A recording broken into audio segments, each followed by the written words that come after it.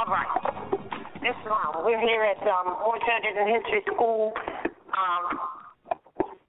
Eyes wide open, Black Talk, and we've been here for a minute, haven't we, class? Just waiting for a second and talking about some things and going through some dramatic stuff, right? And I've just been waiting because, you know, today is Wednesday when we broadcast live here at the National Theater near New York. And that's where we are. And so we were waiting to get online and invite the rest of those who may be listening because this is,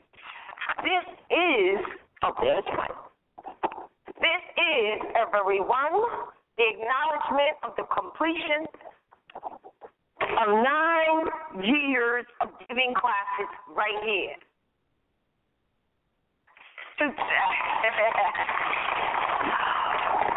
I see you in the house. It's love. Peace and love. Peace and love. Glad to see you. So, of course, you can sit down or take your post. Oh, you. Good to see you. So now, what does that mean? What does that mean? You know what that means? I said, giving classes right here. Let me just introduce this thought, and then we got some other things to talk about. So today we acknowledge the completion of 9 years of giving classes, instructions, demonstrations, mock court celebrations, and sharing of information. And we also acknowledge all who have ever attended and those who have stood on this same floor, this same platform, this same venue, and done the same. Now, there have been many who have done that over the years, here in 9 years, and some of those are as follows.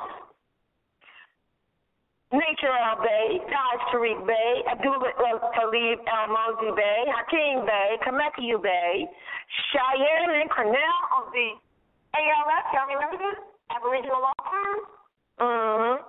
Messiah Bey, Ali Muhammad of what was ISIS, I don't know what it is now, or if it is now, excuse me, Jelani Bey, Alexander Vega Bey, Hamasiel Bey, Red Pill, Blue Pill, Mumtaz Raid Bey, Ms. Raheem Al-Il, Sister Sandra Bey, Sister Zodiac Caesar was upon her, she has left form, Sister Selena Bey, Sister Anita Il, and of course myself, Sister Raspberry Bey. Notice there's a shortage of sisters. Huh? Yeah, I remember when we was in the other room. You remember when we came into this room, we was in a small room, you remember? Actually, no one would believe it. Right over there. Right over there. And they put the petitions, not even a wall, right? When you go out this door right there, that little hallway right there, where people sit, they had a petition right there, and that's what we were. Right. I'm going to tell you how we got here in the first place, but let me just say this. Now, I do trust that I haven't omitted anyone. I don't think I've omitted anyone from this list. If you know of anyone, do speak now or forever hold your peace. Now, don't forever hold your peace. Well, include them in it. Now, I don't know. I have a lot of knowledge of where everyone that I just mentioned is or what they have endured, you know. But I can, or what they are doing and what they have endured. I can speak for myself, though. And I have endured a lot coming back and forth here to this venue for 9 years. And for anyone who thinks that the endurance was for monetary gain, there are those who can bear witness to the absolute contrast. Right, James? All right. And Carmen. And many others. All right, because there's been times I've come, and you too, I got to get back home and got bus fare. No, seriously. That's a long way home. And I did do that. And I came up, listen, I've traversed many days alone. I want y'all to understand, alone. Into the night. On buses, subways, automobiles, carrying a box of books. You see, 2 small book racks and empty box tops to support those racks. Through subways and up subway stairs. I've been hindered from travel and kidnapped overnight, coming in. Then, of course, so graciously, Brother Hamaki El And like clockwork, began to meet me at the 42nd Street bus terminal to cease those vulnerable subway adventures. Thank you, Dave. Thank you. She did. Like clockwork, didn't matter. She always said, thank you. I really assure that you really don't know how much I do appreciate that. And he's done so much more because he's doing so much more. But let's stick right here to every venue. We was in the storefront before we came here. Huh? We was in the storefront before we came here. I know. I'm going to tell you how we got there. All right. So, look, we've been traveling the roadway so much and for so long that some of the toll takers know who we are. You know, toll booths. They recognize who we are. It's like we're friends. Hey, how you doing? Haven't seen you in a while. You know what I mean? Like that. Because through the time, no, sir. See, I recognized that just a couple weeks ago, didn't we? We're like, dang. I remember, you know, that's how much we've traveled this road because remember, we traveled 2 hours a year. All right. Now, and even when we were traveling on the bus for like a year at a time, when we returned to the roadway, they said, hey, how you doing? I haven't seen you. Seriously, that's how long we've been on the road, right? Back and forth here through the same toll booth, through the same way. You know what I mean? It's interesting. Now, when I myself was given the test of law, and I had several court cases at one time for over a period of time, they were all at night. And at that time, it was Sister RVBey and Sister Annie's ear who held the classes down when I couldn't be here for those times. Now, please don't get it wrong because, absolutely, I say thank you to both of them. But there was much more that Sister Annie Ill brought to the table for the Moorish Heritage and History School. When all others ceased to be, she and I not only held it down, we pinned it down. You understand what I'm saying? All right, Ollie? Right. Oh, yes. Right. Yeah. We etched out the causes and we brought the effects. And many days it was demonstrated by us what this nation needs, and yes, as much as you may or may not recognize it, it is and will always be the sisters. They're going to fix the thing. The energy. After all, this is about nationality and birthright, right? So it has to be. So I don't want to go into some of the experiences we've had with some of the sisters. We love all the sisters. We love all the brothers. But, you know, we've had some interesting things go down. I mean, I've had people put their finger in my face and tell me when they get older, they're going to have a class just like me. And I was trying to say, why is this happening? Oh, I realized when you grow up, grown man, you will. You know, I've had a lot of posturing that's been, not cool. A lot of things we've gone through. But now, really, how this thing really, the thing is that this venue was never about me. Too many people, and two of us, not just me, I'm talking about other people who have groups and associations who put their time into it. Too often, our people think that it is about the person who seems to be the one that's guiding it. And they focus on all that might be imperfect or wrong with that one person. And I have had that happen to me along the way. I'll be the first to tell you I'm not perfect, but that's what happened. Then, conversely, the person who's in the quote-unquote leadership position, right, they get their ego messed up and they might want to act like they the same. Do you see, this is what we do, which is why we have a difficult time moving forward in most things that we do. Because we don't understand. Oh, wait a minute. Can't have that. Because we do not understand government. You know? So again, like I said, it's never been about me, and a lot of people who have a question, it's not about them, it's about what they're doing, it's about the people, but our people have a hard time seeing that, and it can cause a lot of problems. But then we have a hard time seeing a lot of things, right? So check this out. I got a couple things to say, And then we're going to be hooking up a projector also because I want to show you something important. Now, I want to say this. This kind of snuck up on us, and everybody got a booklet, right? A notebook? Everybody got, okay, that is like a little token of today. But there's a couple people who have gotten little records of acknowledgement from us. And we'll probably give those out like next week because they kind of caught on me, and I didn't have all this stuff. But those people would be Carmen, Jean.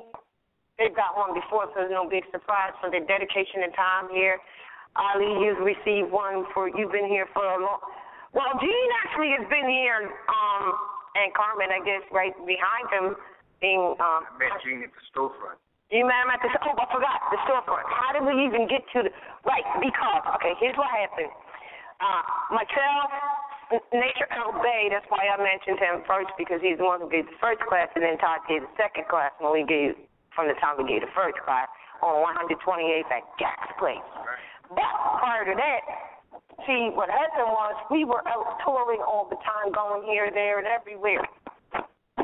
Chicago, and, you know, like that. Detroit, and wherever else, Maryland, Virginia, whatever. So we decided this summer, August 2006, we were going to chill out, right? And Nature said, well, you know, let's go on the 25th, set up a stand, stuff and stuff. And I remember Brother Zariel. He was the vendor out there, and he had we used to always be right there with him. He was always looking out for us in that respect, knowing we were coming on a Saturday. And so we would come on a Saturday, and we was at 125th when the juice bar was right there in the corner on that side. Juice bar. Which is a well-known. I first met you at the juice bar, though. It was a juice bar. I met you at it. Yeah, because. The one about the storefront, you was telling me about that. Well, from the juice bar out, from the outside, we were not in anywhere. We were outside, literally. From that being outside, which is in front of the juice bar, from there we went into Jack's Place at the storefront, you're calling it, where he did T-shirts on 128. And Todd and Nature and myself, we were the first to do. They asked us, actually, the people said, would you come in? Because we had this audience on 125th, you know, bringing this information that was kind of different, you know, like, what do you mean you're not black? And everybody on 125th is selling black stuff. And lo and behold, we didn't know that we were affecting the black quote market and did affect the black quote market. We was just coming with the truth. You see what I'm saying? Because let me tell you why. Because one basic truth can be used as a foundation for a mountain of lies. And if we dig down deep enough in the mountain of lies and bring out that truth to set it on top of the mountain of lies, the entire mountain of lies will crumble under the weight of that one truth. And there is nothing more devastating to a structure of lies than the revelation of the truth upon which the structure of lies was built. Because the shock waves of the revelation of the truth reverberates and continues to follow, awakening even those people who had no desire to be awakened to the truth. You know, they came out of Behold the No Horse in the magnetic book. All right? So, we didn't know. We was just doing what we do. So from there, and Brother Akbar is the one who facilitated to Jack's Place on 128th. And then Brother Bambada, after we out through Jack's Place, real small, behind the storefront, the T-shirt, and he outgrew his own place. He needed the space we were in. We needed us out. And so Brother Bambada facilitated us to here. And it's been 9 years. You remember all of that because you were there, so was Jean, and so was Carmen. That's how we got there, here, there, whatever. I have seen a lot of things that have gone down, experienced a lot, even dark spirits in the room. But it is what it is. That's right. our first time I even came into this temple, this dome. And we used to have it, remember, situated where we were over there, and the chairs were facing that way, which is the east. That's why when we finish our classes, we always say to face the east to do our invocation out. Well, we actually used to sit facing the east, going that way, but everybody else who used this room didn't understand why we wouldn't sit this way with the stage is that way. We didn't even really use the stage, really. But that was why, because we were facing the east at all times. But, so the whole room was really set up differently. But I remember being over there, and I remember I was over here, and, do not think that I wasn't, really anticipatory, and I would like to say scared to death, because I'm like, what the heck am I doing here? Why am I here? But the divine law governs all events, and we must actually know that the divine law takes you to your next step. So anyway, I remember being here, and I remember seeing people come in, and I remember seeing for the first time, because we were out in the hallway, it was real tight, and Jeff's place was even tighter, and so you couldn't see the spirits moving in the room because it was too tight. I remember being in here for the very first time, being over there facing this way and watching people come in that way and watching these dark spirits come through, moving in the room. It was like release. You know what I'm saying? Yeah, that's very real. So, and bright spirits, too, have come around. So here's what it is. And this is inside the booklet that I gave you. And what's in the inside cover we'll read at the end of the night. But I will say this. To all of those who have ever stood here on this venue that we have offered to be here to speak, to all of those who have ever attended, and to all of those who are listening and say, who do these people think they're, like that, either us or anyone else that you may know. To all of that, I say this. I imagine we are like a force that has not yet, that was the other person. Then, hold on. Everybody hold on. I know y'all listening out there in Radio Land. But remember I said there is some person that I am forgetting that came on the stage to speak. I know it is, but I don't know who it is. And let me tell you about divine law governing all events. I said, Lord, if it doesn't come to me, I got to forever hold the peace because I will have forgotten on this day of mentioning everyone who's come through here. And Shatif is here. Please. He's the other person. So he's right here. You see what I mean about divine law? He's right here in the front. You looking somewhere else. You're going to be with us, right? You got to make a comment. So he is the other person that I said there is someone else, and if there's anyone else. Now, he came in here trying to be incognito, but there he is. Yeah, we're going to hear from him tonight. We got to. So I say again to all of those who have ever come and who have ever spoken on here, I imagine we are like a force that has not yet come, that the doom of the world, although it's pending, has not yet come. And we are like knights riding on horses, coming from the future to bring correction to the present before it becomes the past. You get that? Oh, yeah, right. It hurts, right? It is as if we are freeing souls to rise up right now with healing for humanity and with all that could be done. This deed is but the best deed, as life is eternal. It is a matter of living in eternal hell or eternal heaven. Some of us bring angels of light.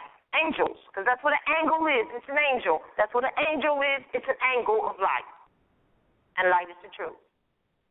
Some of us bring angels of light, angels, who are returning to salvage the souls of man.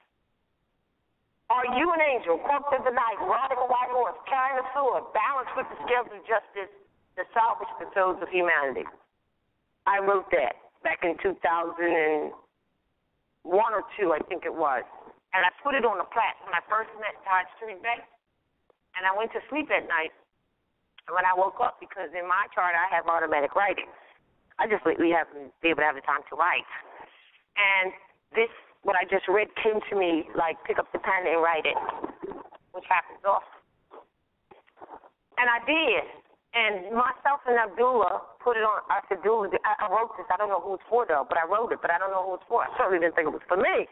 But, you know, I think it must be for right now because we're teaching. You know, he's teaching at that time. You know, that's what was happening. So, again, I didn't think it was for me or you or anyone else. So we, the solar returns for him, and we put it on a plaque and gave it to him. But I did write it from being inspired through not night vision. Well, yeah, it was a night. If I could have the best, I got to read one more thing. What book am I looking for right now? This is what we're talking about. How to interpret your natal chart. It says astrology should be up corner, right hand upwards. The diagonal view on U1 is what it's called. Second row from the top on the right. Okay, over. Next one, right there. That's it. The diagonal view on U1. Yeah, I got good eyes, so you know I can't read that far, right? I guess I should know my own book. How you doing, brother? All right, good. So now here's another one, and then we're going to move on to some other information. Wonderful. Have a seat right up there, bro. This one is another one that before I even knew anything about, now I want you to understand, before I personally, ever knew anything about Moorish heritage and history in 1997 is when this was 3 years later in about 2000, which was 15 years ago, I came into conscious knowledge of our heritage and history, but it's always been there in all of us in our DNA, which is why you're sitting here anyway. You know what I mean? Why we all sit where we sit. But this one was called All of Our Energies. And I'm just going to read this because it was one of those other inspirations that I wrote without knowing why I wrote it, you know, but I know it was not for me, and the reason I'm sharing it is not to say, see, look what I wrote, but it's to say that what I wrote was for you. And I know that now, but I may not have known that then, and it was kind of like, oh, this. I didn't even understand this, so I couldn't even explain it to anyone and try to, or even try because myself didn't get it. It was an automatic writing, and let me tell you, it came in a manner where there was a buzzing sound, if you will, which was a instigation to me writing, and I couldn't go to sleep. But when I wrote this, again, being an automatic writing, being coming from the ethers, right? When I wrote it, when I finished writing it, as soon as the last word, bam, period, right? The buzzing stopped, and I went to sleep. See, I mean, that was my experience then on that. You understand? So, this is real talk. So, like I said, I didn't know who it was for, but I know now that it wasn't for me, it was for you, for us. And it's called All of Our Energies. So I don't know whether it still makes a lot of sense, but it makes a lot more sense now than it did then. So I want to share it. All of our, and I want to share it because I believe it's a presage to the journey that I have taken to be where I am today and tomorrow. All right. All of our energies, it's called. All of our energies are one. Until this is realized, we will never be together as a people, a culture, or as humane. Do not wait for your energies to become one. Please know that they already are. Yet sometimes it's deflected like magnets at polar opposites. So is that of your mind deflected like magnets at polar opposites. And it seems that your mind does slip away. So, you say you have suffered humanity. Somebody must be afraid somewhere, somehow, because the powers are in your mind. It is not a system thing. It is a mind thing. Your thought is the most powerful weapon you have. The moment you stop thinking that money is everything, let me do this one again. Your thought is the most powerful weapon you have. The moment you stop thinking that money is everything, is in fact the moment you will have everything you ever needed. Yes, can't make it your God. How many people can let go of that?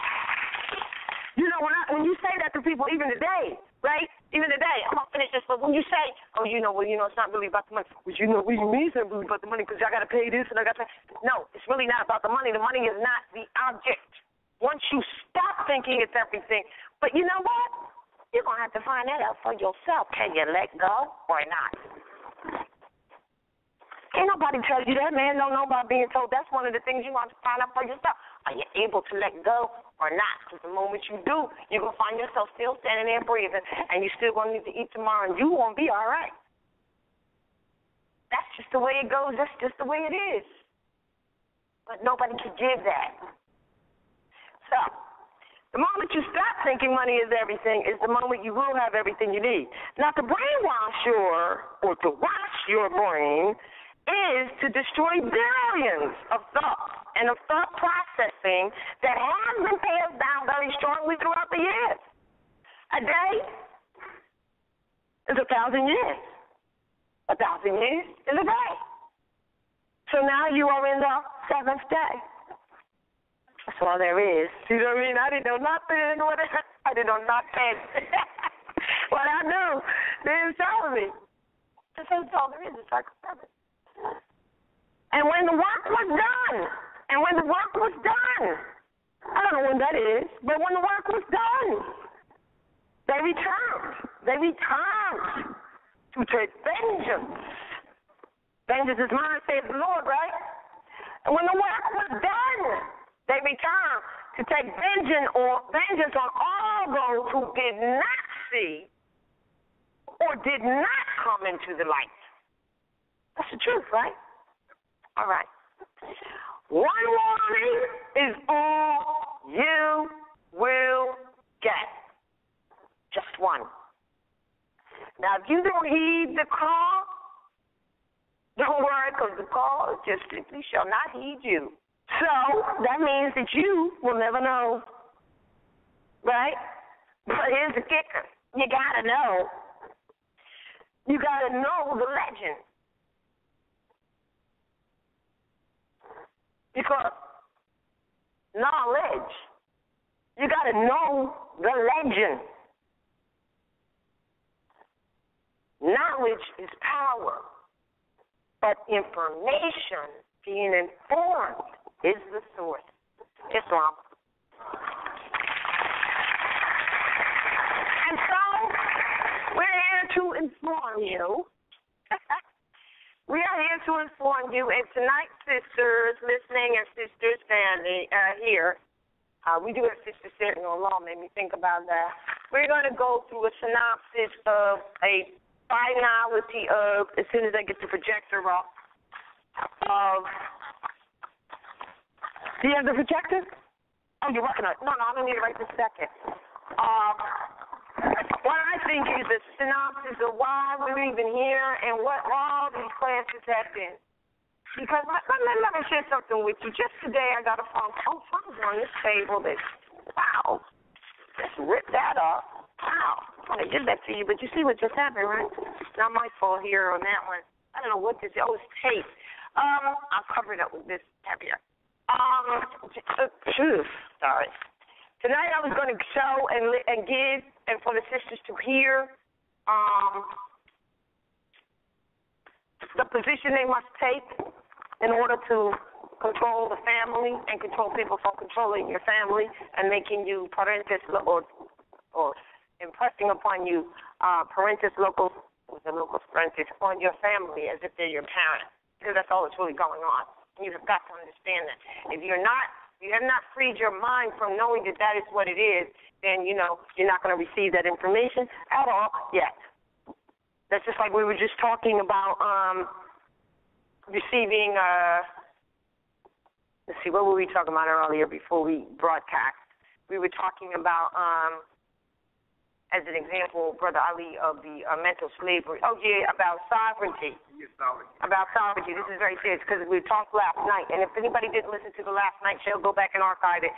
It was very, very good, all right, in reference to that report that they put out about Moors are now, can you imagine? More American nationals are now joining in on the sovereign citizen movement that belong to, quote-unquote, white people. Y'all read that, right? Y'all heard that. Now, that's a ridiculous statement. If you do not know what propaganda is, that's propaganda. And when you read it, some people who are not knowledgeable might get a little scary, because that's what they want you to do. But the truth of the matter is, and the matter of the truth is, those people that are writing it, they're not government. And just like when poverty law center, poverty law report, Southern Poverty Law Report. If you go on the site, you're going to find on the site Food for Thought page, Finch and Flowers was the group from two retired, I believe not retired, they were sued by the people. You remember they warned the people in 2010 or 12 to put their stuff in to the policemen, put their property into someone else's name because the people were going to be suing them. That was the state cutting loose the activities that the private policy enforcers are doing out of those, municipalities. They're not government. So this report was from Finch and Flowers, and I made a little rebuttal to that, at that time, and it's on the site under the Food for Thought page. Well, Flowers is still at it with this new report. I don't know what happened to Finch. Maybe he got pinched, but he's not there anymore because both of them, or he's not mentioned anyway, he might be working behind the scenes because remember, these Europeans are working behind the scenes for their end just as you are being working frontwards for yours, which is what's happening with Moors. Moors are becoming conscious of who they are by principle. You cannot change your descent nature. I don't care what wake up. Nobody can change. No one has the power to change another's descent nature. Who can do that? And why is it, when you think about it, as soon as you stand up and say that, you're the child of the Moabite, right, all of a sudden everybody got a problem. You can stand up and say you're a Negro, you can stand up and say you're colored, you can stand up and say you're purple, whatever you want to say. But as soon as you do that, they got real problems because you are, by primogeniture and birthright, this is your ancestral estate. You are the true Native American Aboriginal people, period. That's it. And know the difference between someone who's indigenous doesn't mean they're Aboriginal. But if you're Aboriginal, you're indigenous. But if you're indigenous, don't mean you're Aboriginal. Right? See, this is what's important. So even when you look at the rights of indigenous people, Europeans are abusing the rights of indigenous people sometimes because they say I was born here. But if I was born in China, don't make me Chinese. So you being born in America don't make you American. Because a true American, American, America, is you and I. Not Indians, because this is an Indian. We got this straight. I know I'm saying that again, but I just got to get the record straight because it's the truth. Because the brainwashing has been that you believe otherwise. Trust me, I know. I've been called the Indian all my life. When I was a child, the little pigtails and all that, and even up to this day. Are you an Indian? It's unfortunate that people ask me that today, am I an Indian, because they're going to get a whole mouthful. Whereas when I was younger, they would say, are you an Indian? I might start talking about, my parents came from, and my dad. I remember my dad telling us stories about, Indians and, like that, because they didn't know, But but we are all brethren. There's no look that changed with the various copper-colored people. So that means that you could go dark. The darkest person in here is still the brethren. And matter of fact, the darker the better, because they're going to be able to survive the sun on the surface of this planet better than those who have not got a healthy melanin base. How about that? How about that? Because remember, when I was reading the back of this, it reminded me what it says right here. And when the work was done, they returned to take vengeance on those who did not see or did not come into light. So immediately I went straight to the bibliotheotext that you call Bible, in chapter 4 Malachi, where it says the Son of Righteousness shall return with healing in its wings. That's Son S-U-N. It says S-U-N. We're not guessing that it's S-U-N. It says S-U-N. And those who do wicked will revert like stubble, but ye shall go out like stalk-fed calf. So that's what it reminded me of right here, you know what I mean? So be able to sustain on the surface of this earth is key, because we are children. You know, we come through the earthly mother, right? We talked about that when I told you about, we read that. That's in gospel. So it's the earthly mother.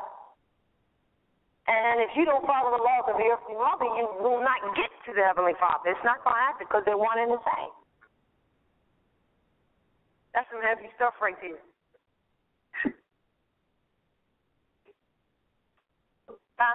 You want to explain that?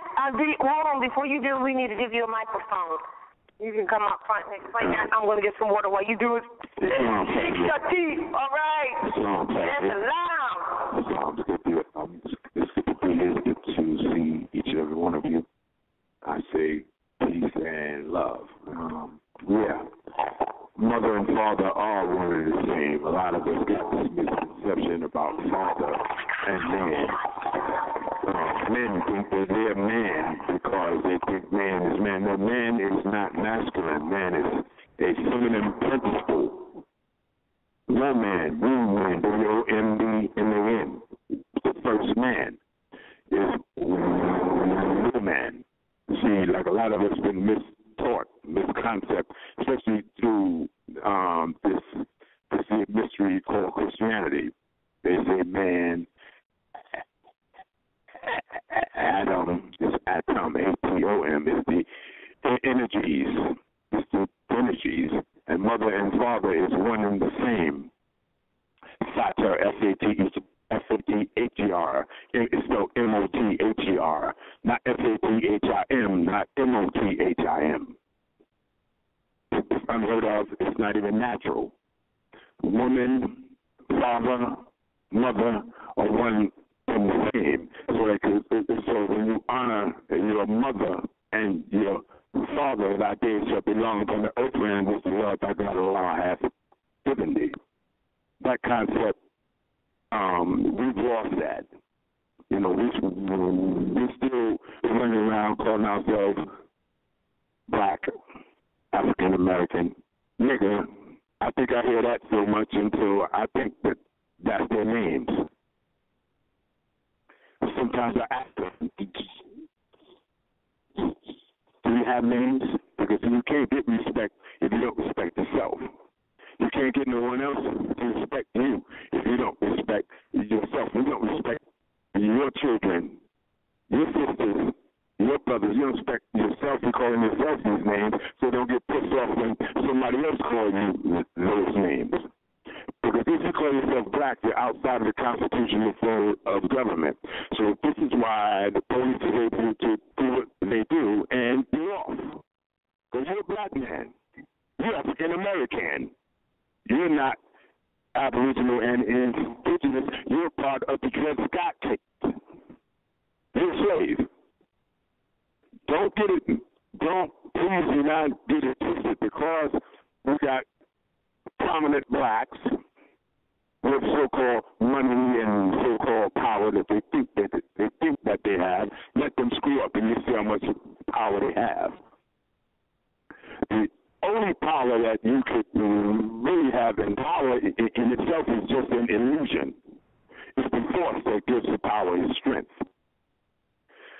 The only power you do have is the power of the knowledge of knowing who you are and knowing that you are part of an ancient and noble and great people who are the Moors, the Asiatic nation, Aboriginal and indigenous people to these lands.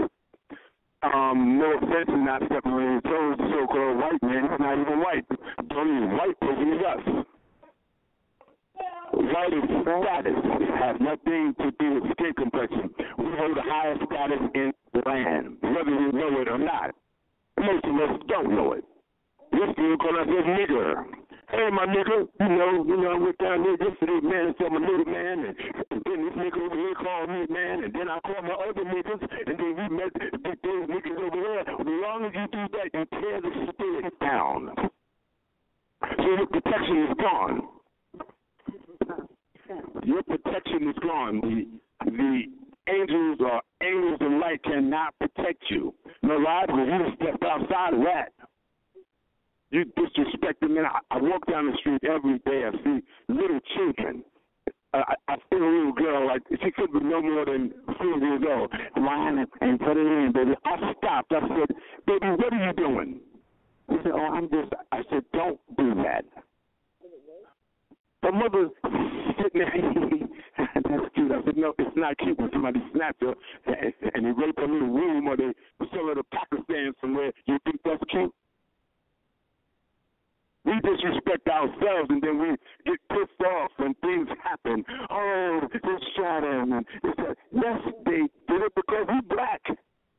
And they're going to get away with it. So the only power we have is to love one another, come together, get to know who you are, be who you are.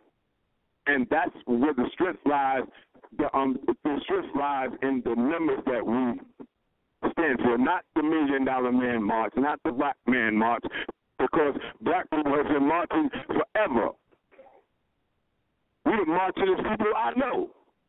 I almost said something. Every daggone time I'm looking around, we marching. We marching.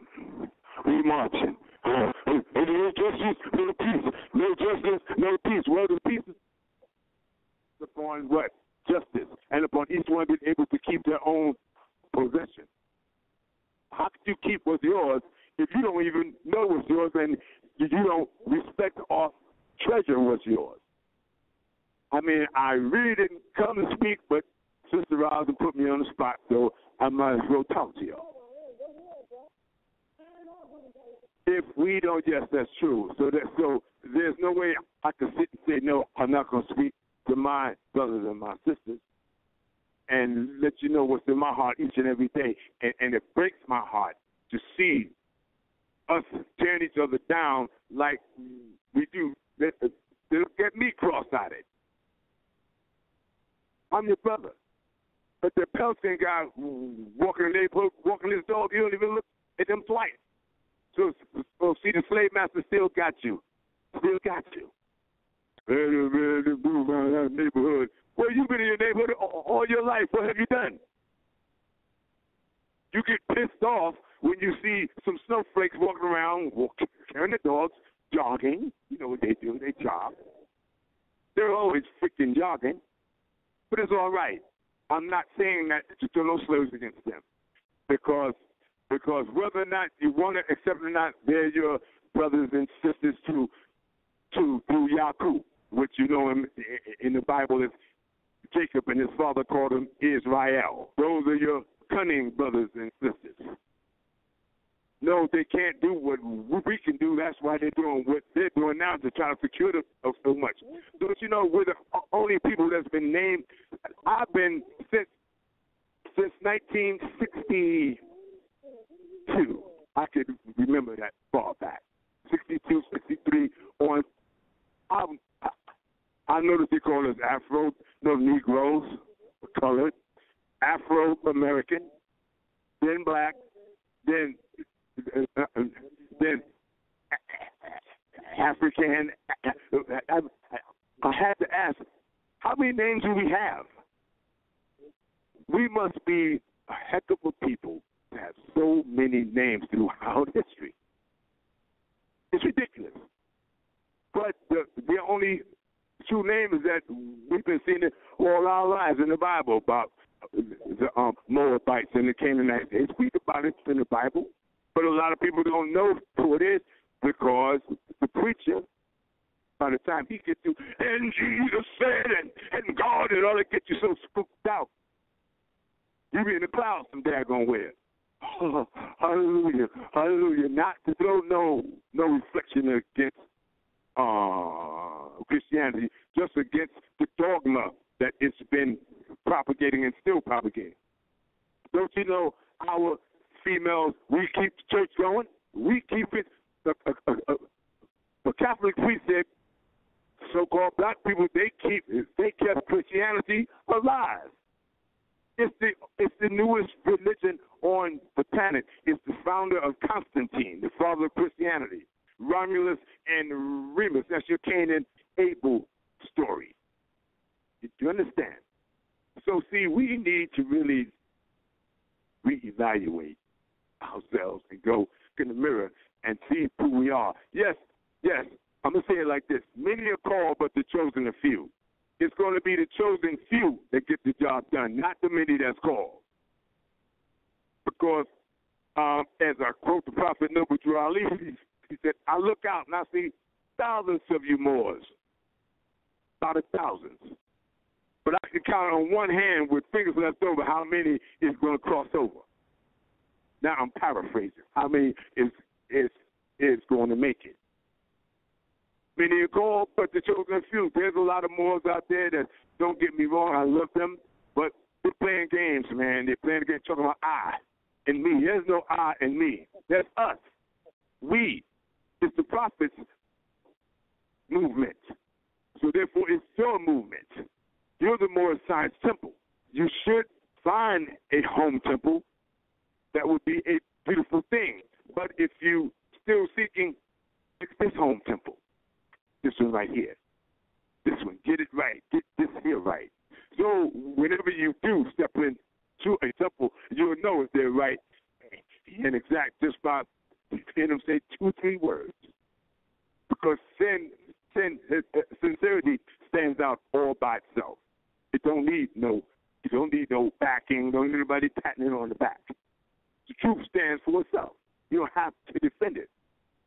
But we get wrapped up in the propaganda like Sister Ross says, or with this and that, or with every my family. Let me tell you something. My family, they still eating pork. They still doing a lot of crazy stuff that I no longer do. But don't you know what? I still love them just the same, and I still drop science on them just the same. I know it's going through one ear and out, and the next ear. It's my job. You can't make them listen. You can lead a horse to the water.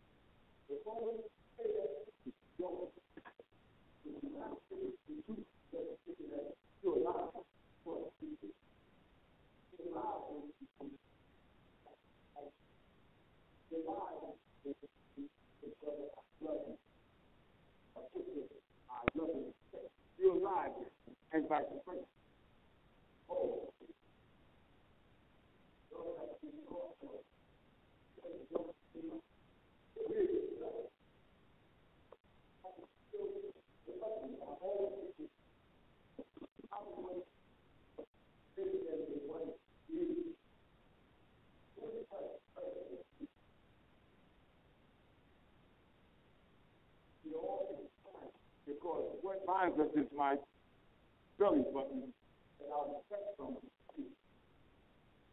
People always use herself.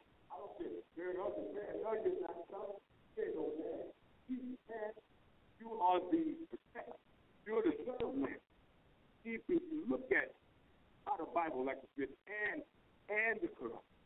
If you understand it, that's why you read with understanding. If you understand it, it's Son of Man, then it says the Son of Men. Am I correct?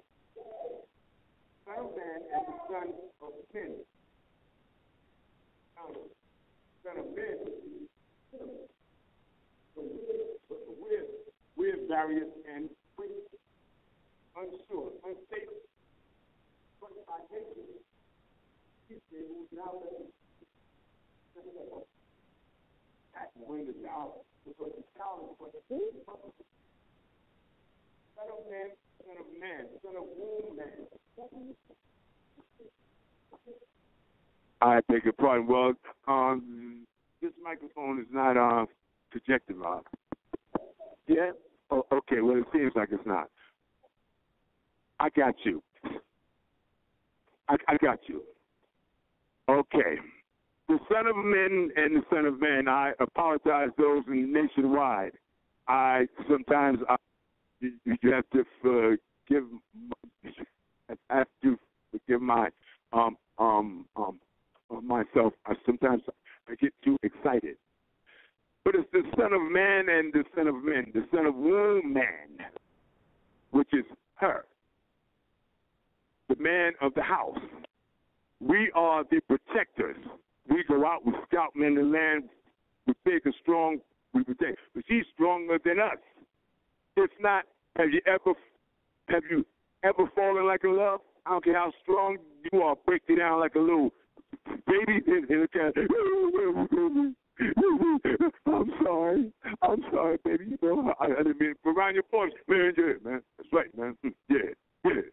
But sure, baby, you know, I love you. I love you, baby. And I'm saying so that will let you know who's stronger. She is stronger inwardly. I can't have a baby. If I had a baby, I'd die. Not unless if you have the inner organs of a male seahorse, because that's who carries the child in that species. But in this species, we are the son of the species. Yeah. So see, we need to get our thinking and our priorities in check. If I didn't love you, I wouldn't even take the time to share this. But I'm sure like a lot of you know it too. So it's not like I'm saying something to you that you don't know. You just probably haven't heard it from this perspective. But the people say, well, he's a Mason, man. You're all Masons. You may not have crossed the sands and have been through the rituals, but you're all sons of Ru, your mother, my son. That's all it is. Mother's astrological sons of nature. Mother's astrological sisters of nature. When she has a son, that's a miracle birth because we're all born female. Oops. They go to Florida and say, I'm a man. Well, when you were first conceived, Mr. Man, you were a female. Hello. Until you mutated. Then your genitals and stuff formed, and then that was when your gender formed. So, like, we all have a feminine side. It has nothing to do with being gay. Everybody doing, well, don't go for me, man. I'm not gay. You idiot. I don't mean you're gay. You're not. I don't think you are. I don't know. What do you think? What do you think? I don't know what you are, but I know what you were born as. And this is not to throw no reflection against those who are like that. You're not born that way. You choose that. By the time you grow up and you look at yourself in the mirror and you go, well, I don't feel like a guy, man. I feel like a girl. So then you choose that. But that's okay too if that's your choice, because you have to live with that call, answer that call. Like everybody's like uproar about this gay marriage. Man, the gays shouldn't get married, man. If God said that a man and a woman should not be married, that a man should be married to a man and a woman should be married to a woman, and that's the way God planned. Which has got nothing to do with God. It's a contract. a contract. And everyone has the right to contract. Well, we ain't going to do it, but like I'm saying, but like if you want to hold hands and walk down the street and say, I'm Mr. John Bay, he's Mr. John Bay. That's our prerogative. It's a contract. It's not matrimonial. Marriage is man, woman, child, reproduction. No, we all know that. But if they want a contract, let them contract. What are you getting all in the uproar for? All the emotional on TV talking about that's them Christians, the same ones who defeated our ancestors and forced a lot of us into slavery. They're the same people. So they say, oh, well, no offense, Mr. Pope, but the papal father is coming. He can't be father. How could he be father? Do you see the game that's being played? They got the Pope like he's God Almighty. And not saying that he's a bad guy, but he's just an old man who's been put into power by men. And they subject their own females. They just totally disregard them like it's about him, like he had himself. He didn't have himself. You never hear him say anything about females in them, because this is where the true homosexuality started in Rome, or Sodom and Gomorrah. And this is not to throw no bad reflection, it's to put the truth out. See, the truth times will cause you a lot of problems. Because now, who's ever listening to me now may call me radical. That's he's radical, and he may be a part of ISIS. That's Greek. No, I am a part of Islam, the true Islam formed by Allah. Not about no ISIS. That's not Islam. Islam is not, will never condone raping females and killing babies and doing the stuff that they're doing. That is not Islam. That's the so-called government officials playing a Jedi mind trick on the people again. But in secret, they're Shriners. Most of Washington are Shriners. They practice Islam in secret because in order for you to be a Shriner, you got to be a Muslim son. They wear the fez and everything. Yes, I'm putting it out there. Please don't put a contract on me. They want to kill everybody that stand up and tell the truth. They killed Malcolm, they killed Martin. Not saying I agree with their standing, but I agree with what the principle is. To bring the people out of darkness into the marvelous light. By the time Malcolm realized what was really going on, they killed him. Because, don't you know what? He found out about Moorish science. And that's him and Martin was, that last meeting they had was about that. So now they were just going to ditch that civil rights, because we've always been civilized. There's a bill for human rights. They had to kill them then. Oh, damn them niggas. We don't have, we can't let them boys get loose and get to tell them folks about who they are. We've been keeping it a secret all our lives. We can't let them know who they are now. So we got to kill them. So they killed them, and guess what? The people died with it. That was what they were supposed to do. But see, this is what the powers that be bank on. You're not being strong enough to sustain, but you are. Each and every one of us are. We have it. So don't put your faith in no leader. You don't need it. You need yourself. Just educate yourself. With that, I'm going to say peace and love. Thank you for the time that you give me. Assalamu alaikum. RVBey. Peace. Islam, thank you so much. Wow. See that? See how divine love results is? You see how that happens? Listen, you got to, and you know what? It's not easy to do. It's easy to say, yeah, divine law governs all the man. You know, but to really recognize when divine law truly governs all of that. You know? What we you got it. See, I should leave that alone. That's not my expertise. So what we were saying earlier, now you heard what he said, because see, when I say that, being a woman, or Sister Adam Eve is the other sister that stands on this platform and says that I am man, Demetria, and that you are son of man, you know, everybody gets the panties in the bunch. You know? I mean, really.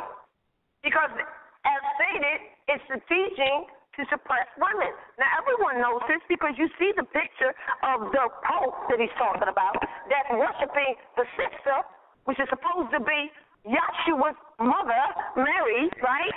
And her son. You see, the whole virgin child. So that we can go back to that. The self-producing child.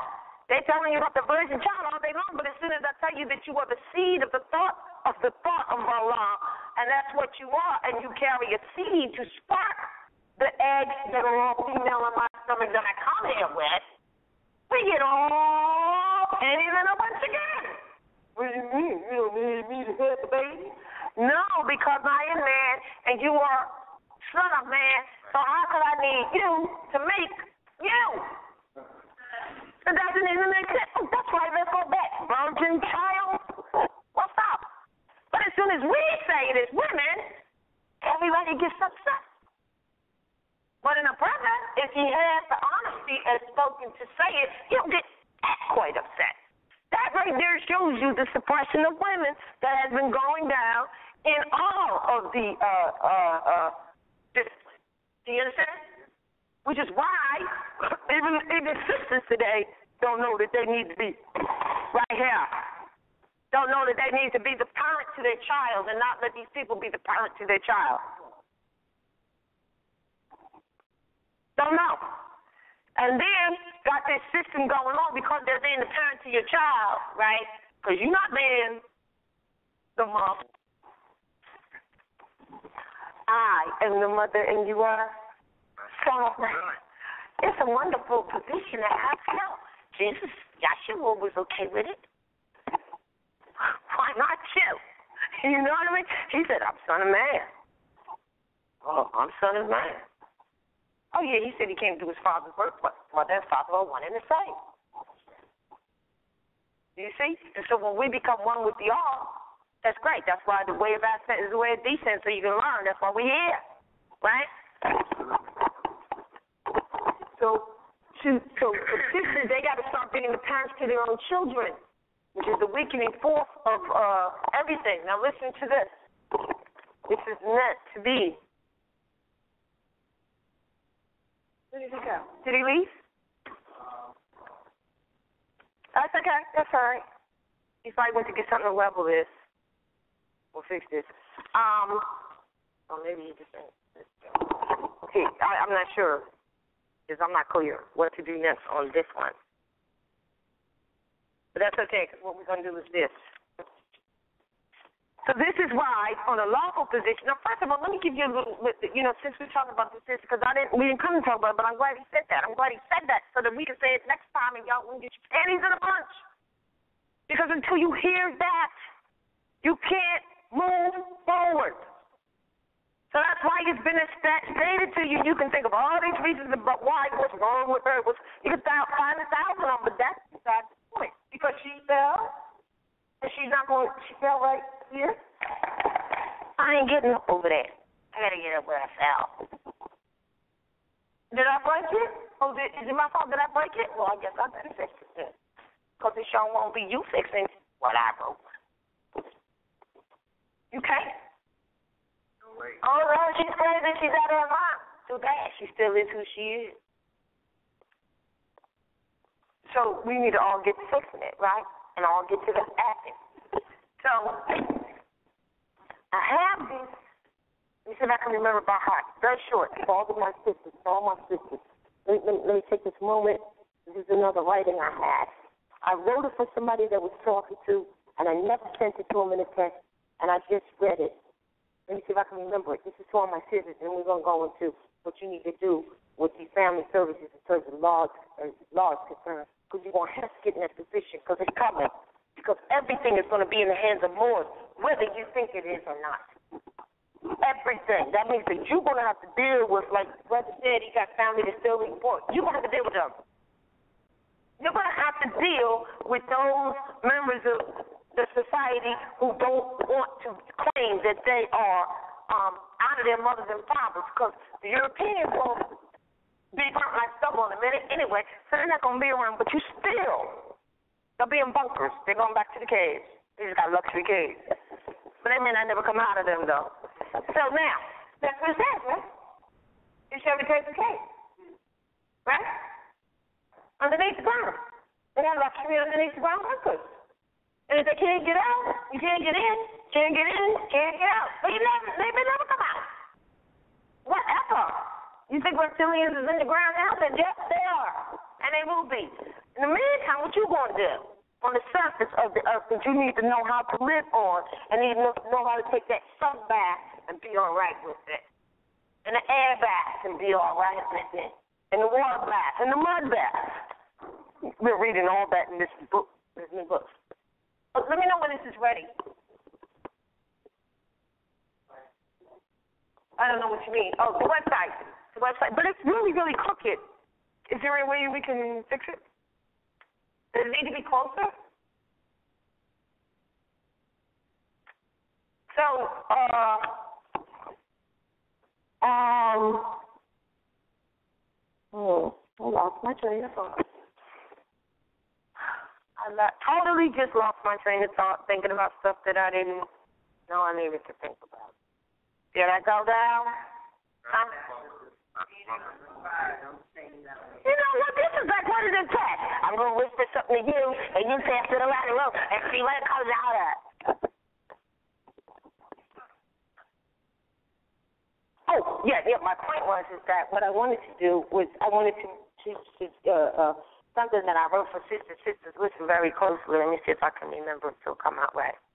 Hey, sister, I can walk with you if you're going north. I might be going that way. Hey, sister, I can walk with you if you're going south. Maybe I'm going that way. Or maybe you're going east, running from a beast. Or maybe you're going west, whichever is best. But if you are going in the circle as I see, how can I walk with you, and how can you walk with me? That's mine.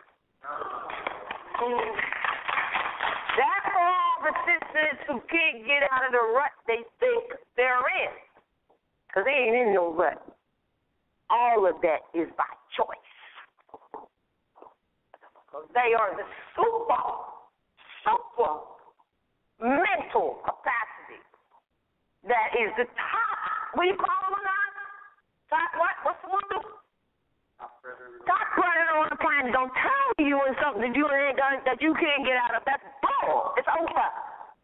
You created all the beings that walk on this. Don't tell me that you were in a situation that you cannot get out of. Because as soon as you make up your mind that you will get out of it, it's over. Right? So, sister, I can walk with you if you're going north. I can walk with you if you're going south. Or maybe you're going east, escaping some beast, or to the west, whatever is best. But I can't walk with you if you're in a circle. Going in a circle, I see, and neither can you walk with me. So we can't get this thing together, earthly mothers, until we recognize there is no rut that we could ever be in. Ever. And there will never be a son, a child of any type, that could put us in a rut. Come on. Play with the heartstrings. But we see first from our heart. When we see, it is our heart that sees first anyway and feels. Right? And like we said earlier, if you can let go, you can get to the next place. Because there's only 3 types of people. As it says in the book of John, we talked about this earlier on the way up. Those who knew, always knew, kept the word, kept the deed, did the thing, is all right. Those who never knew, maybe that's some of you, who never knew but want to know, but have the opportunity to know, but you're going to go drugged through some stuff in order to know. It ain't going to be like just easy. You're going to get drugged through some stuff. This is talking about the tree of life and the secrets of life. You know? So then there's that third person. You know who that one is, right? The one who knew and turned their back unknowing on what they knew. Turned their back on the truth. That's the eternal damnation. There's people like that. You know them, right? Don't trust them. But you can't have knowledge of that which is real and then turn your back on it. It doesn't happen because if you have something that you see that's real, it remains real with you at all times. And you never will be let down from it. You can't turn your back on it. Even though, as Brother said, that most people are just, kind of like out to lunch somewhere, right? It may be that it's different, or that you may feel different, but you want that narrow path because there's not many on that path. That's why it's narrow. And a whole bunch of trampling on it. So you have to learn to be comfortable with that. So, but we talked about what type of people are the people that will know the truth and then turn their back. Well, there must be those who have a different God, who think, for instance, that money is everything, so therefore I'm going to do this because I want money. Maybe that's why. I don't know why. But that's not real. That's going to fall. You know what I'm saying? So we would have to be true to ourselves first. Because I'm telling you, this is going to be all in the hands of Moor. And the problem is that, especially those people who I told you, remember that sort of like uppity up here, and they want to do everything but claim their nationality, they got education, and they got this and they got that, so they're going to go gain their status through UCC and all that kind of craziness like that. They ain't going to do that than to deal with, the people. Right? Right? Look, we're going to have to look at each other. We're going to have to really look at each other. You're going to have to deal with your brethren. Look around. You're going to have to deal with your brethren that you thought you didn't want to have to deal with because this is all going to be back in the hands of Moor. And all that uppity, stuff, you're going to deal with it. How are you going to deal with it? Because we need to be teaching around. And that's why I wanted to start out lawfully with talking about how to handle these people who are trying to play operative local on your children because they're trying to be the parent to your child. Because that's where it starts. Hear me out. As we always say, as society starts with what? I can't hear you. Say it louder. Family. So does the authority to govern. Please don't forget that. So they call after your children to govern your children. Because that's what you are putting into society. This is for the young and young born. You understand? Your children. The children are the brothers, your seed. Your thought is really your thought, but whatever. It's your children. You want to call them your seed. Whatever you want to call them, it's the children. So right now, they're doing that. So mothers, you got to get it together with that. Now listen, before I read this, I just want to say on an experience tip. Today I got a phone call before I left the house, the domicile, excuse me. And it was a brother. It's peace and Islam to them. And they had called not too long ago, and they had said to me, some of you, I don't know if I mentioned this before we went on air or not, but I definitely want to mention it on the air. They said to me, thank you very much, because they had called before, and they had said about, using identification cards, like, is this really a real card? They didn't say that, but, people say that. Does it really work? Can I use it at the airplane? Can I use it at the, bank? Can I use it at the whatever? It is if you know it is. Like I told you earlier, that was it for me. I'm going to this courtroom, and, that was it to the federal court. I had nothing on me except for my own, and that was it. I'm not coming in with nothing else because I know that it's right for me for us to establish, we have a right to establish our own identification that what? Must be what? Respected. So you cannot, that's right to the digits, part 2, article 6, on the site. On the National Identification Card page, if you read it thoroughly, you'll see it. Yeah, that's your passport, right? So, That nationality card is everything. So, I'm saying to you that, what do they make this thing, child? I didn't even open the daggone thing. Wow, water. You know what? That's it. That's how I'm going to do it.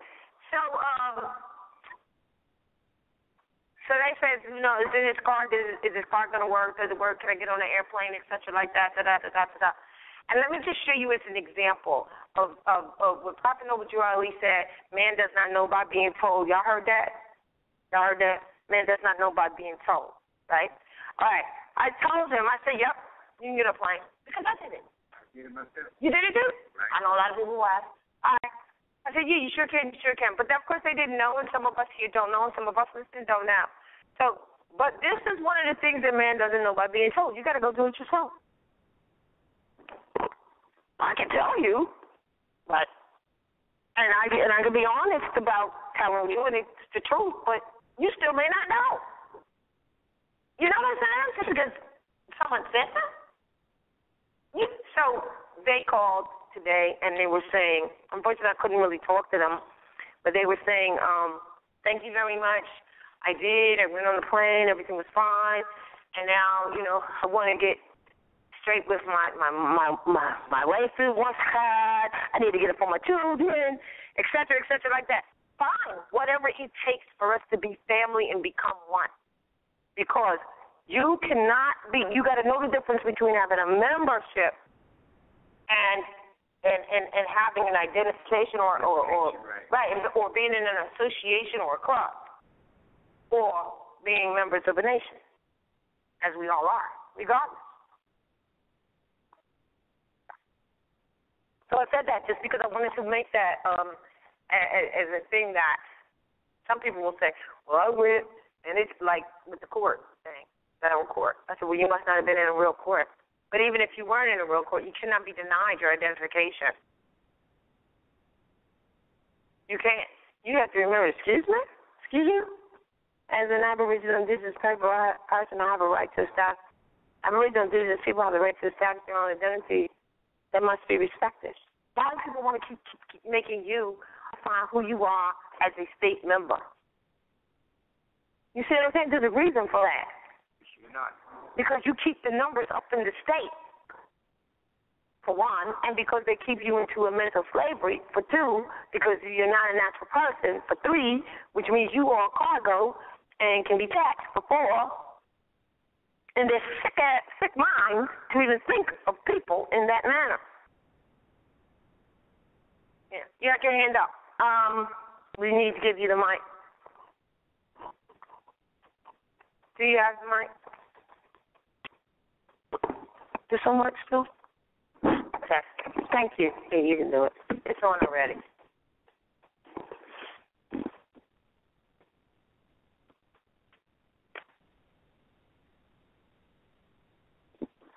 It's on. It's on. I just wanted to add to that. A lot of people don't know when they actually go to the DMV, they have, when you try to sign up for those contracts to get a license or a so-called identification from there, you're actually signing joint contracts where you can be drafted into the military or other things that you may not even know about. They're called adhesion contracts. And what is an adhesion? Thank you, brother. That's interesting because you know what you just brought up. As elementary as it is, it's important today as it was 10 years ago to get that out to the people on what a contract is. Because you're right. It's called an adhesion contract, meaning that it's something that is adhered to by signing, but not in full disclosure. In other words, they didn't tell you before you did it that, by getting this service, you also sign up for the draft. You're also signing to give you right toll in 2 years and, your child's left arm. They're not telling you that, or whatever else it may be, right? That's called an adhesion contract. Now, how to live in contracts. You got to know what a contract is and what a contract is not. If the contract does not have full disclosure, meaning they didn't tell you everything up front, then it's an invalid contract. That's why it's not a contract. It's void. Did you say void? Which is why, for those who think that I got a birth certificate. It's not even a contract, but in case you think it's a contract, it's void too. It's greater than void because it's an instrument that proves human trafficking. You get it? It proves human bondage and trafficking. So you know it's void. And it's an instrument that proves that, right? So it's not a genocide. So if we got a contract and our mama put us in a contract. No, she did not, and no, you do not have a contract. So thank you for bringing that up because that's like so elementary yet so important. I mean, I can say it's elementary. You can say it's elementary, you know, but it's like one of the first things you get to know, and also the first things that some people can forget.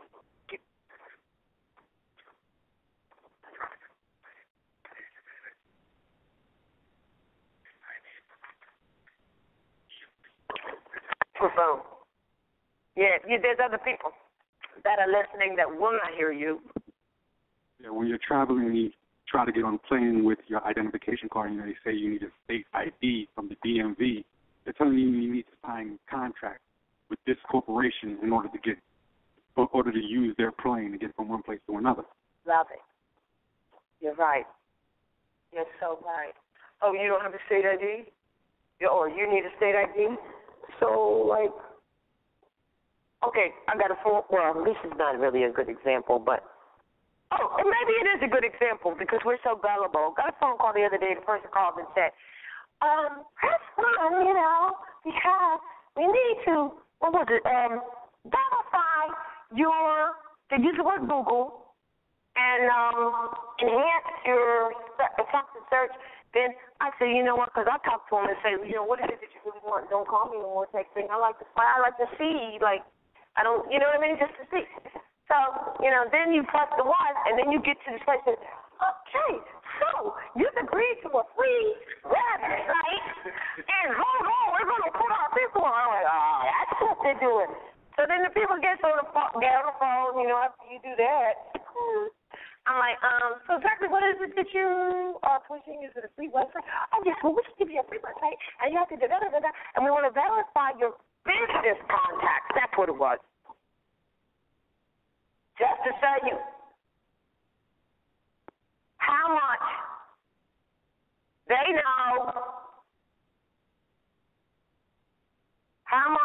know, that we don't know, and how stupid they think the general public is. I just lost my train of thought again. Okay, all right. It is. They would say something like, and we have to verify your whatever. So you get a phone, you say, well, I'm not interested in the website. You're selling the website? No, that's okay. All right. Oh, well, we still have to verify your business contact. So now they're going to ask you questions, you know, with the business contact name, number, this, that. And I said, why do you have to do that? Why? No, they don't say we still, they tell you still have to verify your business contacts. It's this person on the other end of the phone that only mentioned the word including Google to make you think it's real or something, but it's not. Because when I asked what's the name of your company in the second round, they didn't give me Google. They gave me something else. Okay, hold on. Now I pass it on the phone. Oh, what's up? Yeah, you talk like sound. Oh, yeah, we're done. Well, I don't need one. Well, you still, they say, you, talking to me, still got to verify your business contact. I said, so why do I have to do that? Well, you know, because, you know, things get confusing sometimes, you know, like, then they mentioned these two companies that had to do with health, and I wasn't either one of them. You see what I'm saying? I said, well, I got a feeling you might have the wrong number because they were giving me an example. Things get crossed up, you know, because, like, the numbers get crossed up. Like, you know, this listing is for da-da-da and da-da-da. I said, and I'm not the one in it, so I really think you have the wrong number. Well, no, ma'am, you still have to verify your business contacts. I said, no, I'm thinking that you really have the wrong number because I'm not the one of those companies. Well, ma'am, we don't have the wrong number, and it's not a matter whether you're one of those companies. So, hang up the phone. You know they're not real. But what are they used to? They're used to you answering every question they ask because our mental slavery has us thinking that they are in charge somehow. We have to cut loose the mental slavery. You understand what I'm saying? You don't have to get upset with them, but you just have to ask them common sense questions that make sense to you. They don't violate you. Why I got to do what with you? If you were verifiable, put it in writing. That's why you must put things in writing. Why put it in writing? Because you have a paper trail and you have evidence and proof of whatever. So if you do talk on the phone to someone, although we tell you not to necessarily, but sometimes you do. Soon as you hang up, you jot down and say, pursuant to our conversation on blah, blah, blah, blah, blah, blah, blah, whatever it was, and then you put it in the mail to the person that you just talked to, and now it's in the file, and unless it's rebutted, it's there. Simplistically. Oh, what did you say happened? Yeah, I sent the letter. Oh, shoot, they sent the letter. It's in writing. You understand the importance of writing? You understand it now? Do you understand it now? Because otherwise than that, there's no proof. And they might have a recording, but it ain't really recording. You know, and if you're not doing a recording, it may not be a recording at all. You see what I'm saying? That's why when you go in these so-called courtrooms, if they're not recording, that means they're not a valid tribunal. Because it has to be a court of record, starting with delegation of authority for the record. You know what I mean? And none of it. They've been fooling us and sending, private security guards to come out and accost you. They're not even assaulted. They're gangs with uniforms. It's so real, isn't it? But it's about over. Victory is for certain. And you, my Moorish brother, are still going to have to deal with your Moorish brothers and sisters. So when we mindful, wake up. Look at each other and start dealing with each other because we are family. You cannot change that fact. All right? There's no caste system here. So, with that, I say, if I put the thumb drive in, can I put it in? Do you have it? Oh, it's right here? Okay, what would I switch to? Type A? I can handle this. I just want to know when I'm ready. Menu? It doesn't say select mode.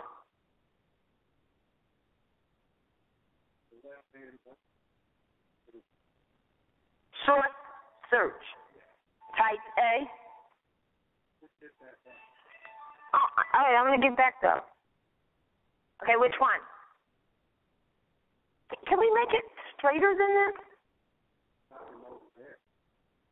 So you mean to tell me that one of the other reasons which was not divulged that it was over there is because it can be straight, and I did not know that. All right. That's okay. It can be straighter though. It's off the board. You can't even see it.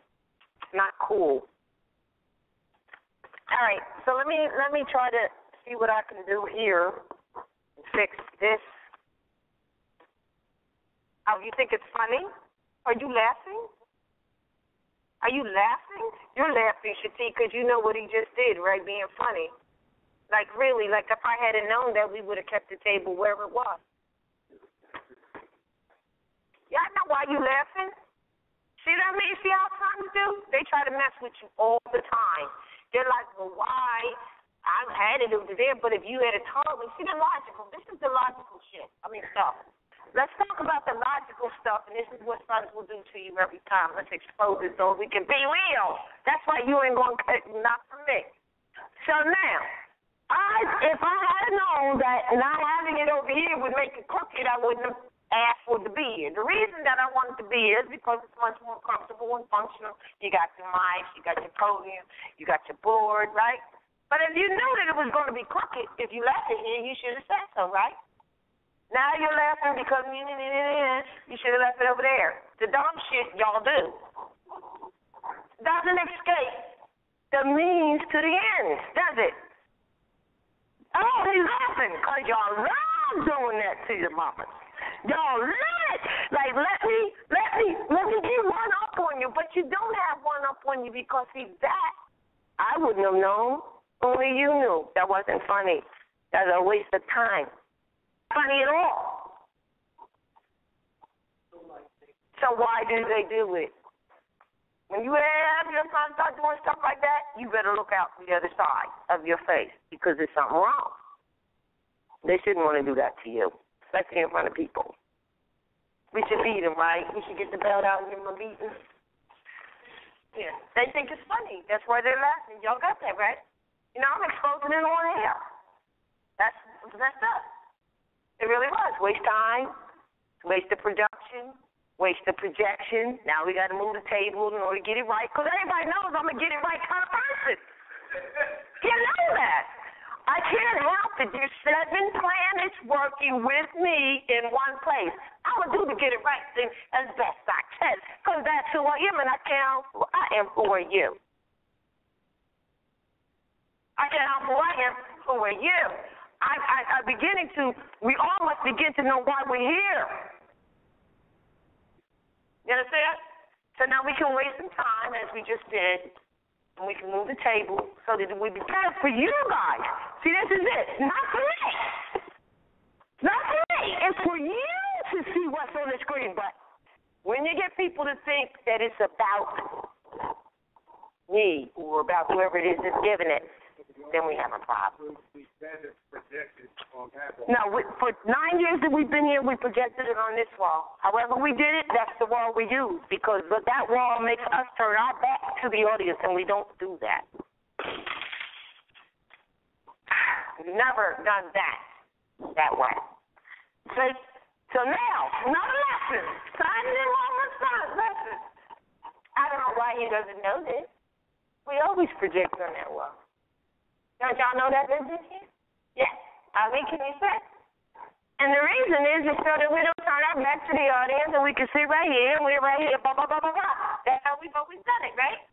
But the idea is, I think it should be there. No.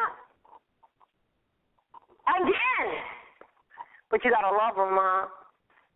You got to love them and understand it. Because we just wasted time. So now what do we do now?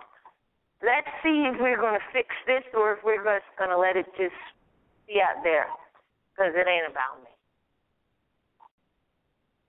I'll tell you what I'm going to do while we try to fix that as best we can. Back to what I was saying about mothers taking their position and sons showing you their ass. Maybe you want to smack them. Also notice and warning. A society originates with family. So does the authority of government. Reference source of law, John Boulier's Concise Encyclopedia of Law, Francis Law, 3rd revision, page 66, definition of government. Did you get that? This is how you do not allow anyone to take local officials over your children, because that's what they're trying to do, telling you what you got to do this and you got to do that and you got to do this and you ain't got to do jack, as they say. With who? Vaccination, immunization shots. Very good one. Listen, they're killing people. Y'all do know that they're killing the elders, right? How many can honestly say they know that? Oh, my God. Oh, my goodness. It's true. That's right. That's right. And I don't want to expose anyone's, today, but we've all, they are, aren't they? Aren't they? They are. Now, hold on. We said this 2-3 years ago, 4 years ago, maybe 5, maybe some people 10, who knows, right? Had said it. And now it's to the point where since we didn't invest to believe in it when it was said, right, because we're still divided all the time. You know that, right? What is happening is it's more and more coming in your face true right now as you speak. What you going to do? You've invested too much already in them for you to not have to take a drastic change around in order to, make a different decision than what you've been making, which is to invest in them. Yes.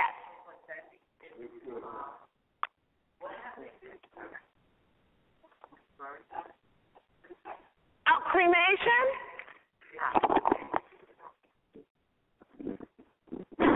Oh, you don't know? Oh, cremation? Yeah, when you do cremation, are they still removing what they want before they cremate you? Yeah, because they have a business now on body organs. Everybody knows that, right? Thank you. They have a business on body organs. And that is real. Now, we've just talked about they got a business on body hookers to sell the body hookers for money. Or maybe there's a bunch of folk that like to eat their bodies and organs.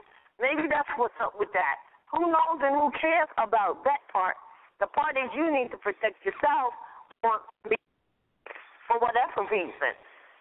You know, like we get all involved in, whatever. Look, they could be wanting to eat it because there's people who like to eat bodies. They're cannibals. You understand? They're vampires, they're cannibals, they're beast animals. They like to eat people. You know what? I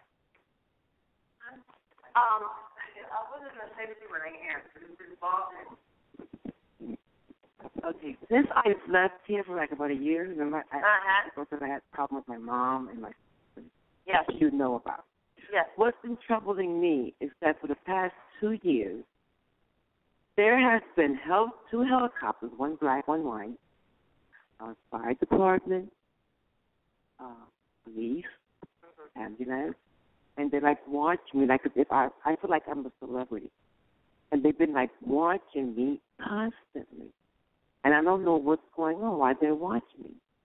What makes you think they're watching you? And I'm not playing games. They're obvious. They come right in my face with the helmet. Well, I play ball, a lot of tennis. Oh, all right. And I play for hours. And I be playing with my grandchildren. Yes. Especially my grandson, the oldest. And they just come right over us, and they be watching us play. And they come down low. And I'm wondering, like, what's going on? See, we were in a couple of shows, Cinderella, and some other stuff my grandchildren were in, and they intervened with this same helicopters on the church and the shows, and I guess I don't know what's causing it. Maybe something I might have said over the television or when I called you on TV? No, I didn't want to go on TV. But you said you were. My grandchildren had some of the shows on TV, but there was one show that I called I can't think of his name right now, but that's when I started really noticing it. What kind of show was it? I'm a spy. That's how they make me feel, like I do something like so wrong, and I haven't done anything. Well, is it the kind of radio show or television show that, what kind of show is it? It's on the WMMN. Yeah, but I'm saying, what do they talk about? They talk about church. They talk about what's happening with the cops community. All right. Different things like that. All right. You know, it's interesting. We should bring this up because, first of all, and second of all, and they're still watching me. Like, every day. A couple of days ago, I was playing ball with my grandson, and they were just constantly right over my head, like it's. Is this in this territory here? Yeah, it's right here in Manhattan. I live on 97th Street and 1st Avenue.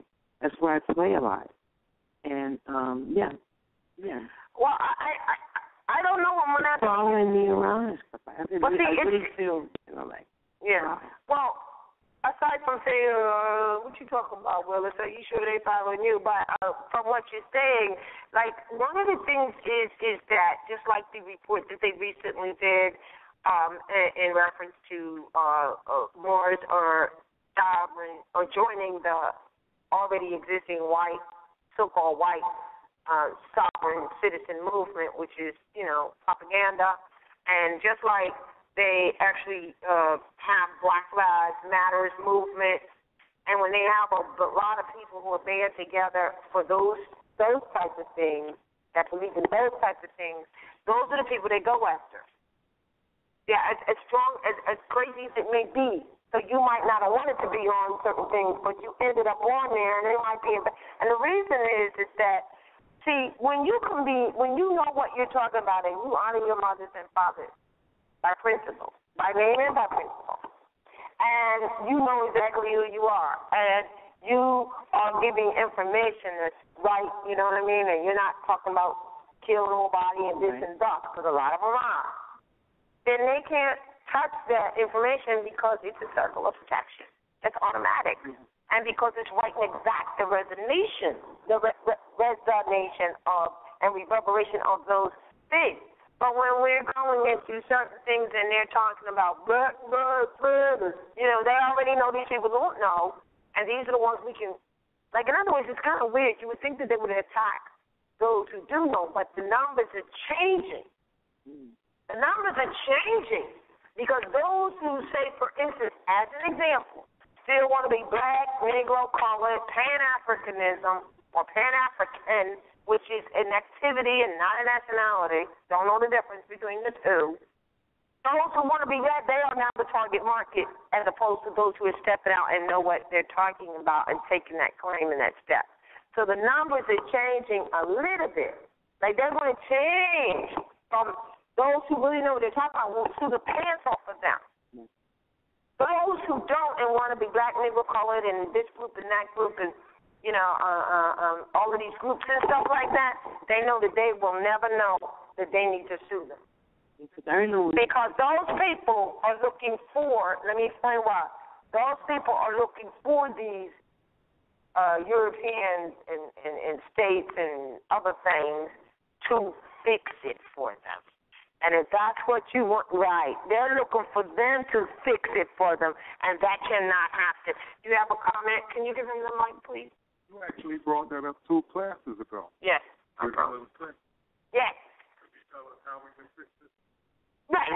Yes. They got the opportunity to speak with Hillary Clinton, is what you're saying. And when they got the opportunity to do so, they were asked, she asked, do you have an agenda? And they said, no. Why do I think who's doing what? I don't know. What I'm saying is they might be watching everybody who went on that show and not just you to see if they can become their target. Because truthfully, let's talk truth. They're going to have to find a new target. Because the Moors is waking up. We want to learn back. Isn't that what it said? We waking up and we strapped. We want to learn back. That's what the sisters say, right? We got to play that in the night. Yeah, take from my car. Right. Now, hold on a minute. I don't know why they're following you. Maybe because you were on one of those funky shows that they will target now more unconscious who do not know who they are. The will is the script will be flipped. Understand the script will be flipped because when you tell people, I am the promise, you're not property. You're not Negro colored or black, that's the cause, this is just the cause, and they want to still be that. And then there's a whole bunch of people who say, I got it. And I'm going to honor my mothers and fathers, as it says even in the bibliothek.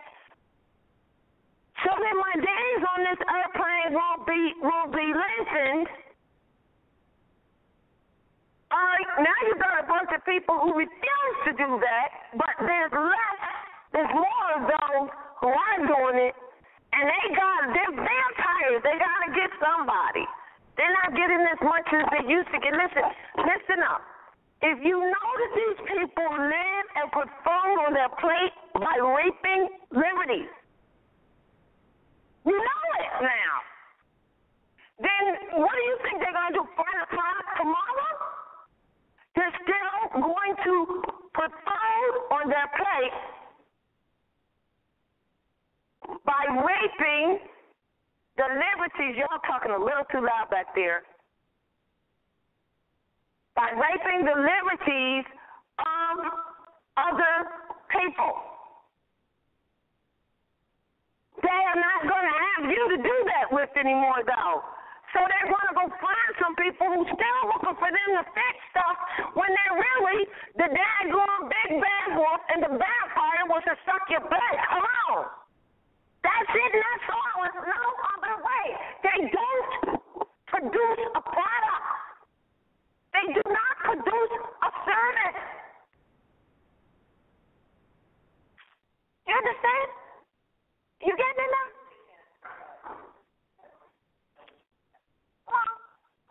But and stay on your side of the fence. Excuse me if I say walk on the track that you belong to walk on. It's fun. Love you. I love you too. All right. Cinch your teeth. Give them a warm hand, please. All right. I like that bag. Your teeth. I like that bag right there. That's some real leather stuff. That ain't leather. That's leather. Yeah. Well, if it's good leather, it's good anytime, you know. Never old. So, what I'm saying to you is that these are the things that we need to be thinking about. So it used to be that they came after all unconscious because we were all pretty much unconscious. Now, if you read the report, there's a real great rising of conscious, quote-unquote, Moorish. You know, like, I'm not going to go through that whole, but y'all need to listen to the class last night because it's kind of intricate with it. Really need to listen to the class last night for that. Now, yeah, you heard it? Is it fine?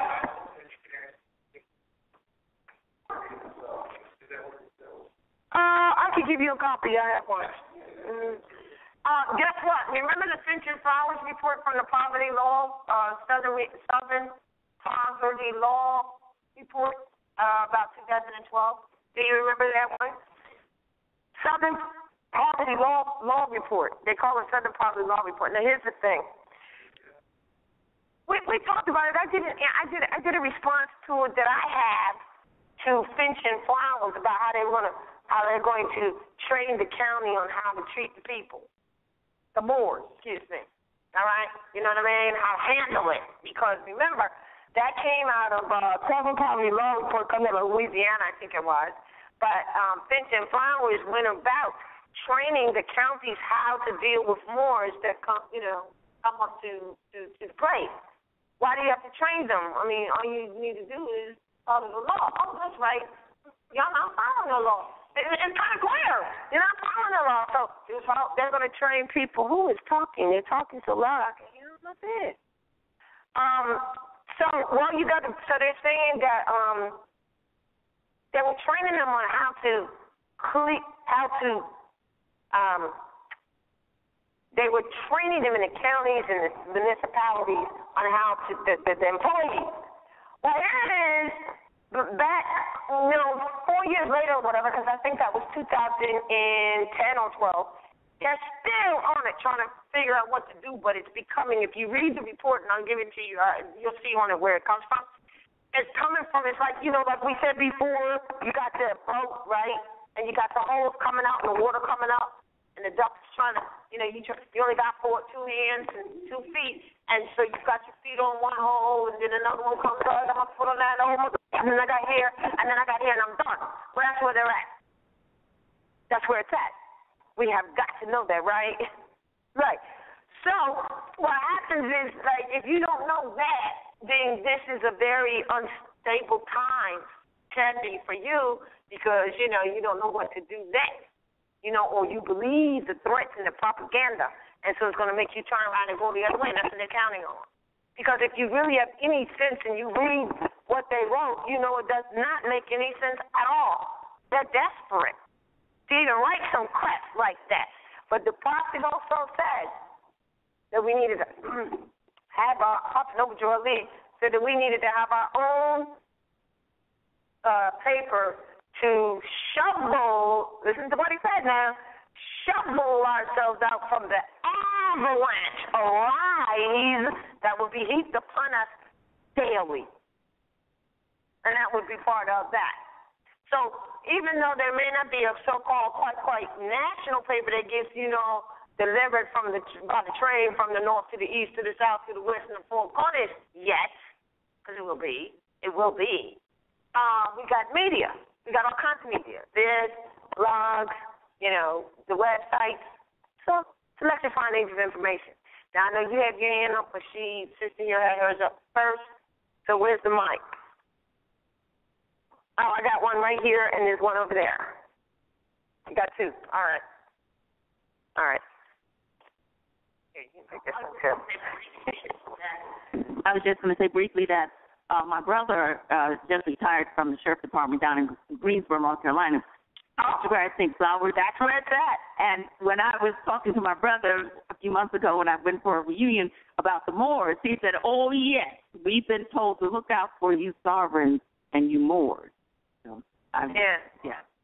But see, there's been reports that say look out for Moors because they know law and they'll sue you. So you don't know where he's coming from. You need to find out.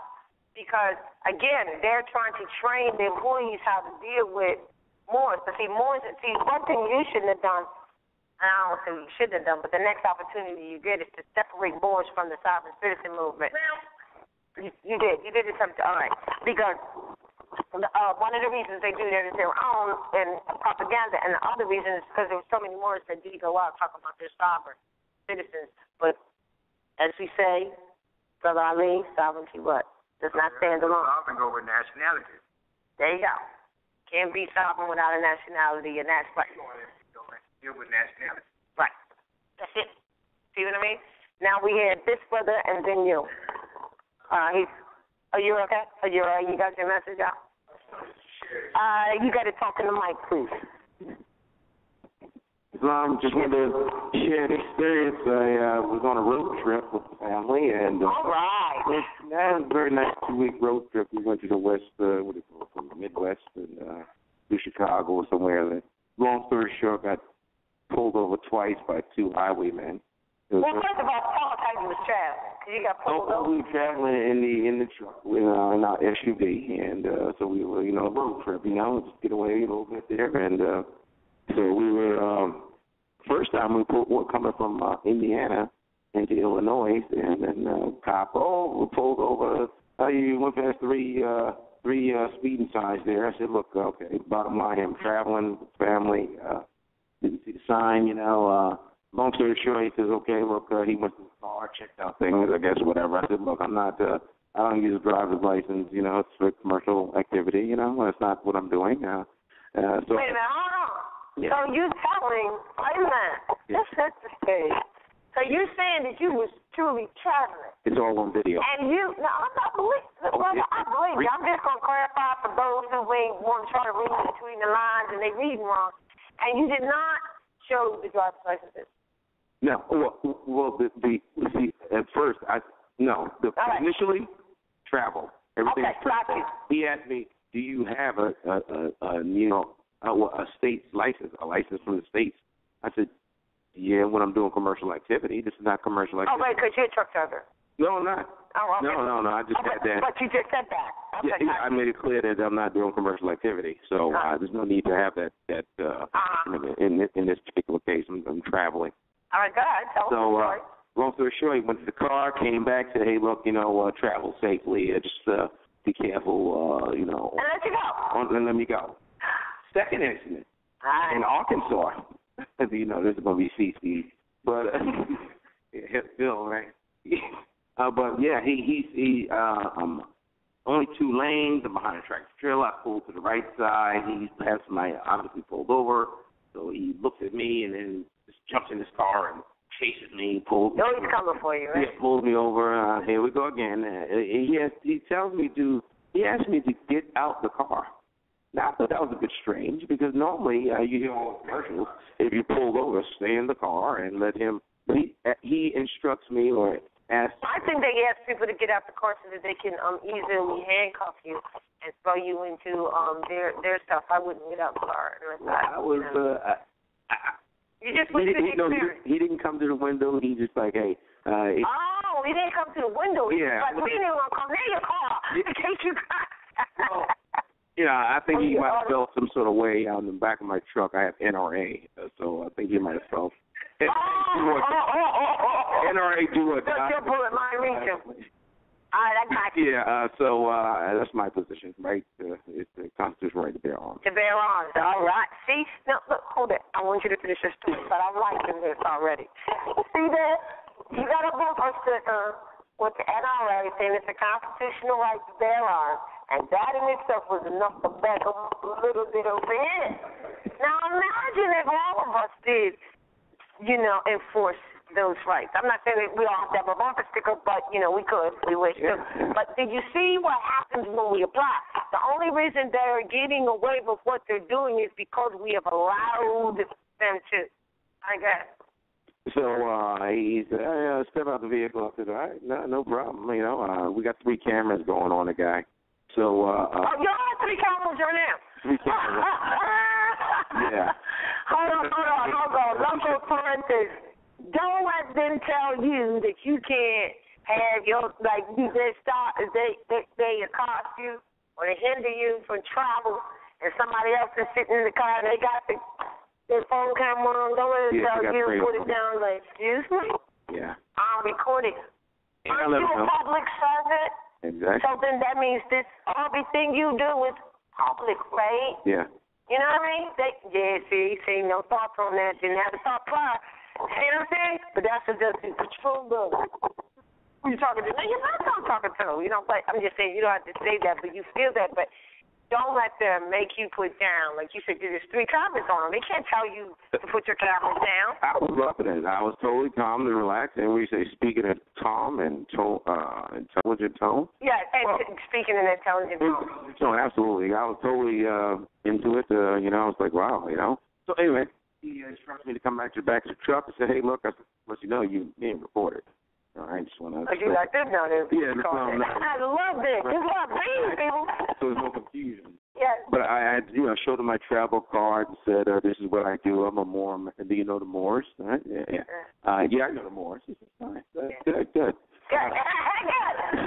So that's great. You know, it should make the thing a little easier. So he goes on to say, he actually put the mic to your mouth. Yes, he actually touched my pocket and said, "You don't have any weapons, do you?" Oh. So he's on camera, stop and frisk. You know, he's gonna have that there. Oh yeah, that's the frisk. Yeah. Then he asked me to sit in his patrol car. Oh, that's how. What's that? Where was you, downtown? No, we were Arkansas. Hey, I don't care. That's bad enough too. They might be taking you, man. Tying you on a tree. I think you saw that energy. You know, I mean, what? You know. All right, guys. So, I said, fine. You know, in his car, he has a camera there. I said, well, great. This is fantastic. And now you could see that I'm instructing him to look at the back of the card, my travel card. All the laws right there, let you know the constitutional position here. Yeah. So, you know, things should be good here. He still insists on the driver's license, and everything's all clear. I'm not doing commercial activity. So he and then on that driver's license, I have stamped on there all rights reserved on that driver. On that instrument. On that instrument. Yes. So he goes back to the car. I said, hey, look, this highwayman, this guy, he's asking for that commercial instrument. Oh yes, he called for backup. Yeah. They got 12 cars. How many came? Yeah. One extra car came. You know, he came and everyone was relaxed. They see that I'm not really trying to run anywhere. That's not even the energy that's there. Yeah, because the energy means a lot. You know, it's not even there. I'm totally comfortable with what's going on here. And so he issues me some citation. He said, hey, look, here's this here. I want you to show up to court. What did he say? He says that... When he came to the window and he asked for the commercial instrument, I said, well, what do you need that for? You're not doing any commerce, so why is he asking? You're just traveling. And he says, well, he's insisting. And he sees me holding up the camera, and he goes, oh, no, I'm not insisting. He says he has one, so I want to see it. So he changed his mind, and I gave him the instrument. And then they walked to the back, and he wanted to issue him a citation. So I got out the vehicle, and he said she wants to get out. He said, no problem. So when I walked to the back, he tells him, I need you to sign right here. And he told him, no, I have an all rights reserve stamp that, you know, I'm going to stamp all my rights. And so I said, make sure you read that. And he said, oh, no, he just has to sign here. And I said, no, he has to read that. Did you read that? He proceeds to read it, and he goes, oh, you know you're going to read it right here. You're not going to take it.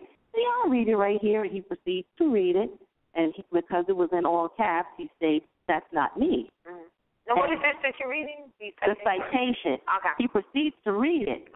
And he said, that's not, he's trying to explain to him that's not me. This letter, this is in all caps. Mm-hmm. Well, that's the way it spits it out. He said, but you need to sign right here. And so when he didn't sign it, he said, I'm going to tell you that, I'm going to say that you refused to sign it. I'm just going to mark it, you refused to sign it. Yeah, they can make So I held the camera up and I said, hey, did you just say you refused to sign it? And Babe said, no, I didn't say that. Right. Well, I'm going to read it to you. Tell me what you said when he said it. I have to read it myself, I totally got this. It's no, That's not the issue. Yeah, that's totally not the issue. So he eventually, he tried to coerce you into signing right now. Coerce. I love the word. Yeah. Threat and coercion. Yeah. So he says, like, it's Tuesday, and he's like, yeah, if you don't sign today, you're going to have to show up in court, like, 2 days from now. I guess he figures you're traveling, to now. You'd rather just go ahead and sign it now. But no, it doesn't make any sense. And then it looks like, it turns out, if I signed it, I would actually throw myself in it, basically saying, yes, I commit to being in court. Yeah, so I'm like, wow, so I'm glad I didn't sign it. That's right. And I'm glad the guy's on film. He gave me that little citation, but I definitely working on a letter. I got 4 pages of notes on this guy. Uh-huh. And I have the recording. I just want to adjust the film. I think we could share in the class the energy that the female had in that. I see something in there. Yeah, because I totally studied that. But I just want to tell you that's what happened to that situation. And I'm going to be mailing it off. And he got all sorts of violations, constitutional violations, the rights of indigenous. Everything is on the table right now, and they're gonna have to respond to it. That's interesting. It really is. I like that. And so, yes, of course, as soon as and not to put it down about you can have an intelligent tone being a male specimen or a son, but of course when a woman is involved, that balances out all things, right? So what we're talking about here is them being parents over you and over your children. So just listen to this. Really, this is what we want to. This is for when they come and they. This is just the attitude, the position, the mental that we must have in regards to these things, mothers and fathers. All right. So we're saying here. Let's say the family service come to your door because we're so rotten to each other that we will call family services on our neighbor just because we know that they'll come and take the child, which is harmful and hurtful. And then we lie to ourselves and believe that was justified just because we want to believe it was justified when it really wasn't. It's rotten, it's low, it's dirty, it's low down. You understand what I'm saying? Now, some of us have this thing where, what about the place where the person is mistreating their child? Well, I mean, there are some circumstances that are like that, and we need to, deal with those things. But it's still not their issues to deal with. It's our issues to deal with. Same thing with, as we talked about child support before, like the father taking care of the child. That's where I was when I spoke about the father taking care of the child. Well, the child is really the mama's baby, really. Maybe. And the issue of raising sons that are moral is a moral issue in reference to supporting the sister, because really you're supporting her, and by you taking care of her, it's automatic that the child's going to be taken care of too. And it doesn't matter whether it's your child so-called or not your child so-called. There's a mother who's with a child. That's all that matters. It's family. So it's a moral issue, but it doesn't belong in the hands of Europeans who are suppressing you. And so since we've done it or a system that is suppressing you, because not all are. So it doesn't matter that the fact that it's been going on for so long is generational now, to the point where we've got young sons, 19 years old, 20 years old, pushing baby carriages, and they have no business pushing baby carriages. I don't give a You got a 3-month-old on a baby carriage with the son? I'm not saying the sons can't take care of him, but that is absolutely wrong. It pulls the child away from the mother where the child's supposed to be. I mean, that is essentially a problem. But the justification is that, well, he's the daddy of the baby, and, you know, he wanting to be a good father and a good daddy, doesn't want to see himself thrown into jail like he watched his father do any given Friday. And so now he's all up in the mix of, I'm going to be a good daddy, and I'm going to push the little baby carriage with the 3-month-old every other weekend. That's my visitation. That's the sick stuff we got going on. There's something wrong with that. I'm not saying there's nothing wrong with taking care of the child, but you are not the mom. The child needs to be with the mother. The child should always be with the mother at that age. Should be breastfeeding, really. But if they're not going to be breastfeeding, which they should be doing because that gives the immunity to the child so the child won't get sick so they don't get older and they end up killing you while you're in the hospital.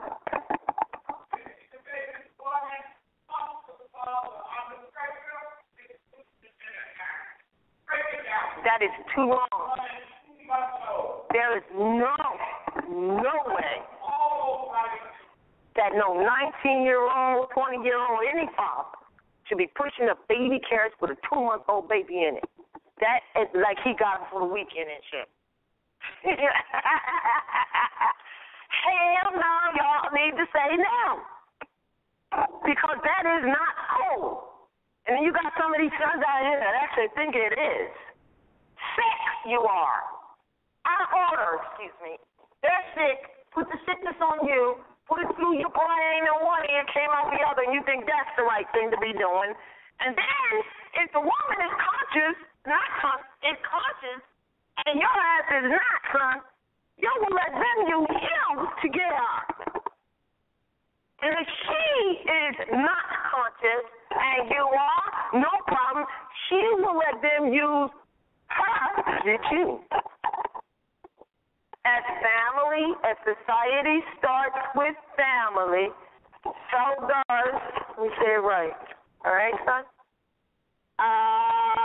So does authority and government start with family. Got it? Are these people in these corporations and these like this family shit, is that your family? No. Is your brother-in-law both family who thinks they can call them on you? And have your child taken away first and ask questions later? They're calling who? Them. Why? They think that's your family. They think they have parental guidance over you, and that's what we've been giving them over ourselves and our children. So when they knock at your door, they have a calling card, you need to have the demeanor, the understanding of. The understanding is real simple. As society starts with family, so does the authority to govern. Period. That's really it in a nutshell. And they're not it. And as soon as someone violates that, society has, the people, has jurisdiction over anybody who does anything that is unbalanced or unclear or unjust regarding these things. Not them, you. So your attitude is to tell them either in written or in verbal in an intelligent tone, and then put it in writing too, so that it's memorialized. Look, this is serving as a lawful notice to any and all parties that are involved in this alleged matter, namely the representative or whatever the family service court name is, whoever they are, they left you to call and contact about call me, we need to see you shit. Don't even go there. Excuse me? Excuse you? Don't let them get their foot in your door like that. I don't care who sent them. You understand that? That's the energy you give, and that's what you'll get back. But you can't give and take that position unless you have knowledge of it. Like we were talking earlier about, I'm going to use my car, like the brother said, and I'm going to go on a plane, like, the experience. And because that's it, that's all. I don't got no other, what do you mean? I got to have a whole, this is, African indigenous people have the right to establish their own identity. They must be respected. What you talking about? I need to have a state ID my foot.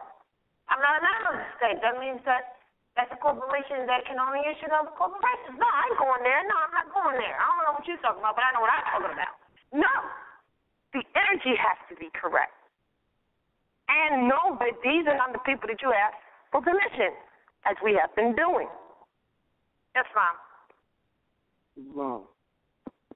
I just want to mention Are you sure that's on? Quick it again. All right, talk right into it then. I just want to mention, is anybody familiar with the international relations, with diplomats and national and so forth? Because as I was reading this document, right? All right. Being that, we are conscious and we know who we are, we claim our nationality. We have immunity from the quasi-government statutes and stuff like that. And our family members that are with us at that time, as long as they're underneath our care, like let's say if one of those quasi-government officials comes, like, to do something to one of our relatives, while we in their presence, they're protected underneath us. It's in the article, international relations, with diplomats and nationals and public ministers. I've actually in the Constitution already. You don't even have to be in any other. You can check it out. I think it's like 30 or 30 more articles. International relations, the peace friendship treaty. What's the other one? Anything dealing with international law that pertains to us, because we are the nation. We have diplomatic immunity from the quasi-government. We are definitely, because if we're nationals, then common law applies, and common law is international law. So he's right. If you're that's what we were saying. That's what we broke down. You got a national domicile, which you say you're a national, so therefore that's your domicile, right? Right? You got quasi-national domiciles, which are the state. They're quasi-national. They're quit. Yeah, they're quit. They don't have full national. They're not a national. They're a quasi-national domicile. You can't be a national talking about you under the jurisdiction of a quasi-national domicile. You see? And so then you have the municipal domicile, which is where you have all your municipalities. Those are the ones that are mostly, accosting you. They on every corner, just like a bar is. You know what I'm saying? Like you can't leave out of your house. You can't leave out of or church, right? You can't leave out of your house with them having a precinct in the corner to come and accost you. They cover every square inch of the community, it appears. They cover it because those are really Roman venues. So those are really the Roman soldiers that are still coming after you, cloaked as government, cloaked, dressed in uniform. Not wanting you to know that. So he's right. Anything that deals with Moors as national is international. And that's why, they like what he's talking about, diplomats, ministers, consuls, that's in Article 3 when it comes to judicial issues. Laws of judicial matters, you need to read Article 3 because the first thing it says in that Constitution says all judicial authority rests in only one Supreme Court. That's not the court around the corner over here. That's not it. And in whomever the Congress has delegated it to, that's the DOAO we tell you about, delegation of authority, whoever they have delegated it to from time to time, meaning that it could have a time stamp on it. You know what I mean? They might have got a delegation of authority last week that lasts only for 3 months. I'm just giving an example. Whoever they have delegated it to from time to time, that's in Article 3. Now, when it comes to the diversity of citizenship, it's in Article 3. It tells you what those diversities are. We talk about ministers, consuls, right? Now, diplomats. Now, when we talk about immunity, and a lot of people say, well, I'm not diplomatic immunity. Really, we got to first know what a diplomat is. And I know many people do not really know what the requirements for a diplomat is. They think that because we're nationals, we automatically have diplomatic immunity. If you were a diplomat, what is a diplomat? A diplomat is one who must be able to attest to the validity of records. Did you hear what I said? Must be able to attest to the validity of records. That means they got to know what's valid that's recorded and what is not. And this is the reason why you were asked by Prophet Noah Joali to study, and find yourself approved, and that if you think you studied well and were asked what to study next, study yourself. Because if you know yourself, your family, your heritage, in history, you would know who you are and where you are in world history and law, not just the corner. So not just where you are. You see, because if you're not able to attest to the validity of records, then you're not a diplomat. I don't care whether you call yourself that or not. So that means that you would be able to read the Treaty of Peace and Friendship, such as what he just said, and be able to know what's recorded. You would know what human rights are. You would know what rights of the indigenous. You would know when you read anything, whether it's valid or not. You would know in a contract, as we talked about earlier, whether it's really a contract or not.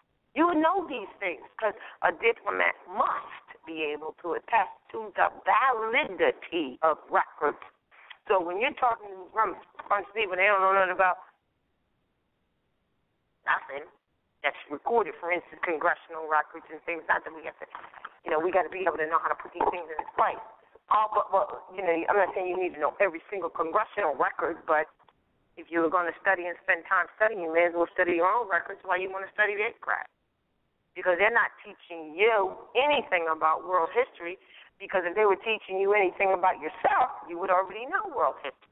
Because in order for us to know our history, we have got to know European history. We have got to know world history.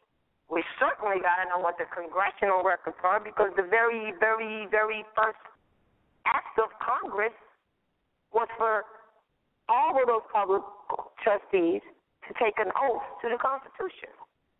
Not that. Come on. It all makes sense now, doesn't it? It's from. I want to say one more thing, too, about the traveling pass. Mm-hmm. We have to remember that we're not a part of their system, right? And we know that, when we go to these trains and these buses and all that, they want us to pay a fare. We can't pay a fare because what we going to pay it with? So, being that who we are, in the Peace and Friendship Treaty, I believe it's Article 28, it said that, paraphrase, it was saying that whenever you're going through the seaport, remember, we're dealing with admiralty law, we're dealing with the laws of the water. Commerce, they want you to purchase something, that's going into commerce. We don't deal in that, you know what I'm saying? We have a right to pass through all the ports. Papa said, enforce the law. That's the law. We can't. You're right. And essentially what he's saying too is there is no money. Can't pay. That's right. Can't pay. And plus you're not to be taxed in your own ancestral estate. This is our ancestral state. That's why they took us away from being attached as the national Aboriginal indigenous people here, because then we would recognize this as our ancestral state. But upon study, when you do the definition of American, it says that the various copper-colored people found on the continent by the Europeans, that's who the American is, and that sure isn't a European, that you know, and it can't be the Indian because this isn't India. So India was a brand that was put on Moors, who are the natives. Federal Reserve. There's Federal Reserve Indians, and then there's Native Americans, which is which is affirmed, Administration. During the Clinton administration. It is affirmed. Talk to which one? Tell me which one. Maybe it was the sister that was speaking. I'm not sure who he's talking about. I'm not sure. Somebody was saying something to me earlier, and advice has come through that says that you need to sue. Oh, yes. Right. About you need to sue that right away. Is that what you're preparing to do? All right, but here's what's being said. This is what we're finding out to work more expediently. And the reason is because it's coming to a point now where it is so exposed that these people are the criminals, all right? Instead of you being a criminal, that they're trying to make you a criminal, doing something you know clearly is not criminal. All right, we know that if we request that they're supposed to have a delegation of authority according to Article 3, and that they do not have it, which is why they don't give it. If we sit around, continue now that it's become exposed, and we continue go on for another year, 2 years, of accepting the fact that they're not giving it when we know that it's law, then they'll find a way to get around that and ignore it, as they may do or try to do. Some people who are more well-versed in law, can deal with it differently and quickly. What you need to do is, upon requesting the lawful things such as the delegation of authority, which you already know they're not going to give you, but still in law, it's notice. Notice is law. So you're notifying them. You're giving them notice, immediately.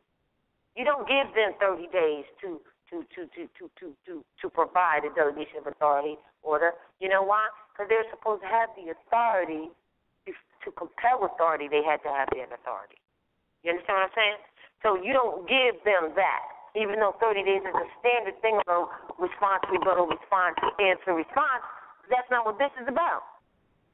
Because in 30 days, they can ruin your life, which is why a lot of times they used to give you dates that were way out. Now a lot of people know they give you dates kind of quickly.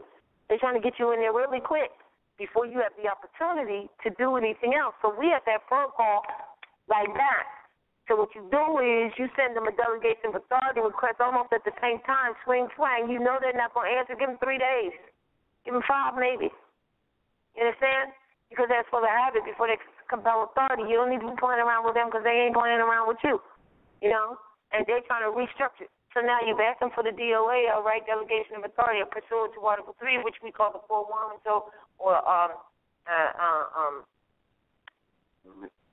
averment of jurisdiction means an averment of jurisdiction means a piece of paper that has the jurisdiction, that shows what the subject matter is, what your subject, what type of court you are, what subject matters you can hear, you know what I'm saying, and what territory you're over.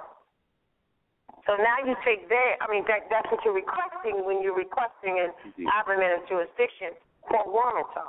That's on the site. Got a whole page on that itself. All right. They're not going to give it to you because they never had it. Not because they don't have it today, this year. They never, ever had it, and they can't provide it.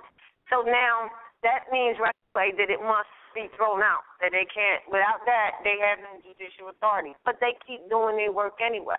So what you would do is you would sue them immediately. Sometimes you don't even have to ask for the averment, but I think we should. So we got some thing that, I asked them, they don't have it. Because there's a lot of changes they'll take you through if you allow them to keep you on their ropes. Because they will keep you on their ropes, bro. They will. And they'll try to wear you down before you wear them down. And so you got to look at it like, who are you? You're compelling me to come to, and who are you? You're a stranger. That's who you are. You have to look at them as them being the foreigner. Now, what they're doing is foreign to you, but you are not the foreigner. And a lot of people have gone through and admitted to be the foreigner. That you're not the foreigner because this is your land. But you're foreign to what they're doing because what they're doing is foreign to you. The highwayman. You know what I'm saying? But we got to make that distinction and clear that up. And I told us this, I think it was yesterday, look, don't leave out that you're the American national, more American national, because claiming our land estate is what they've been doing. Because we won't do it. As our ancestral estate. We got to claim it. So the thing is that to sue them, because first of all, there was no probable cause to stop them in the first place. When they start, what they're doing to people now is start hindering them from travel. Then when they hinder them from travel, and if there's any resistance to rule there, then they say you're resisting arrest. What arrest? Where's the arrest warrant that needed to be in place before you even stopped me if there was an arrest that was on the record or on the call to be done? You understand what I'm saying? There was no arrest. So you just decided to do an arrest?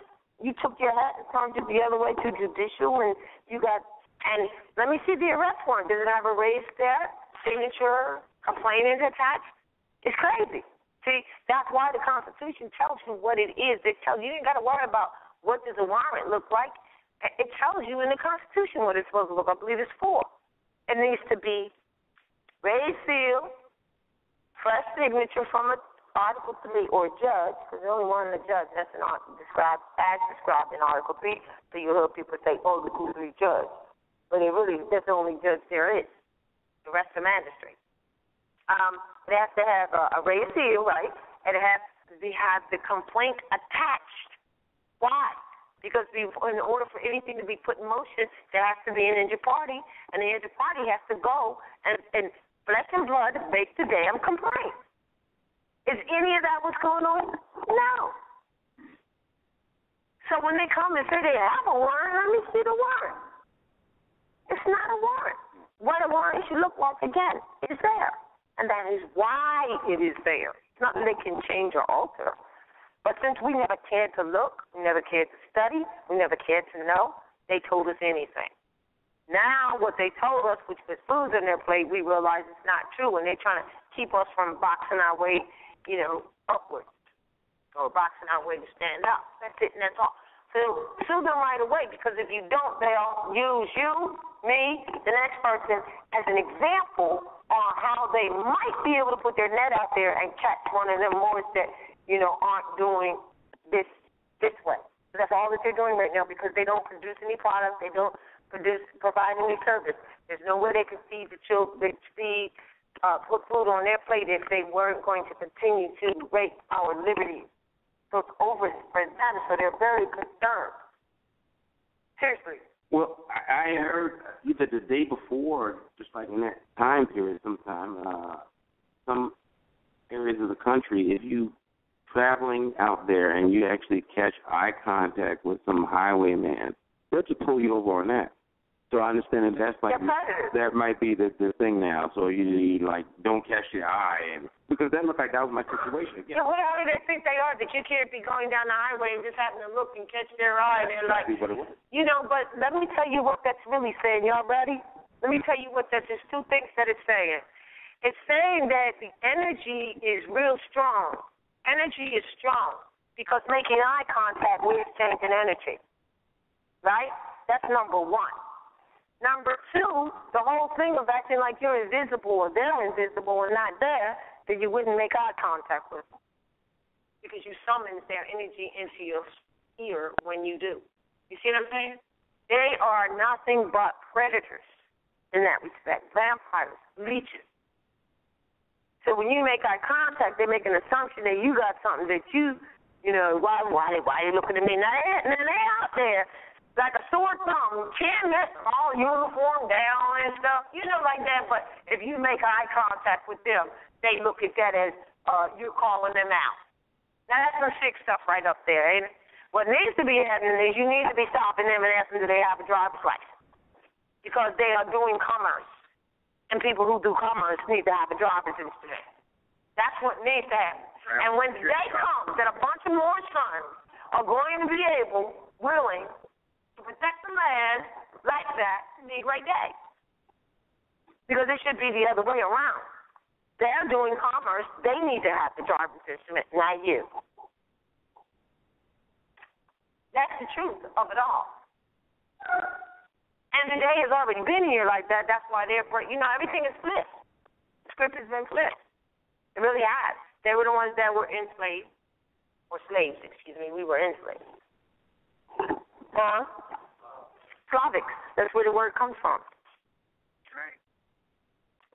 So, the Treaty of Peace and Friendship, which was mentioned earlier, is the precursor to allowing them to even come over here and sail. And that was what was being said, I believe, with you, was that the drivers, the nationality card. The nationality card, really, if you know how to defend, if you know you can defend your right to travel just with that without using a travel card. Yeah, you know what I'm saying? You don't have to have one. To defend. But now, I like to have all three, like the student card. Let me tell you, the student card has gotten a lot of things done because they can't, just like they can't discriminate on you because you don't have any state license or whatever. I have the student card has been used for second ID as well. 20% off for students today? Sure, no problem. No, I'm very serious. I'm laughing, buddy. I'm laughing. What are they going to do? Oh, yeah, but not for that student? Well, you need to post that then. That it's only 20% off for What schools? You going to list them all and exclude this one? Is that what you're going to do? You see what I'm saying? You can't do that. So, or it can be utilized. I think Sister Eve was telling me she was somewhere, and they were like, well, you know, we had 20% off or something off for teachers. And, of course, she's a teacher here. She had a student card. You know what I mean? Like that. So, but it's not the benefit of that. It's the more identification you have that's showing who you are, that's not under a corporation that can only issue to other corporations, the better off we are.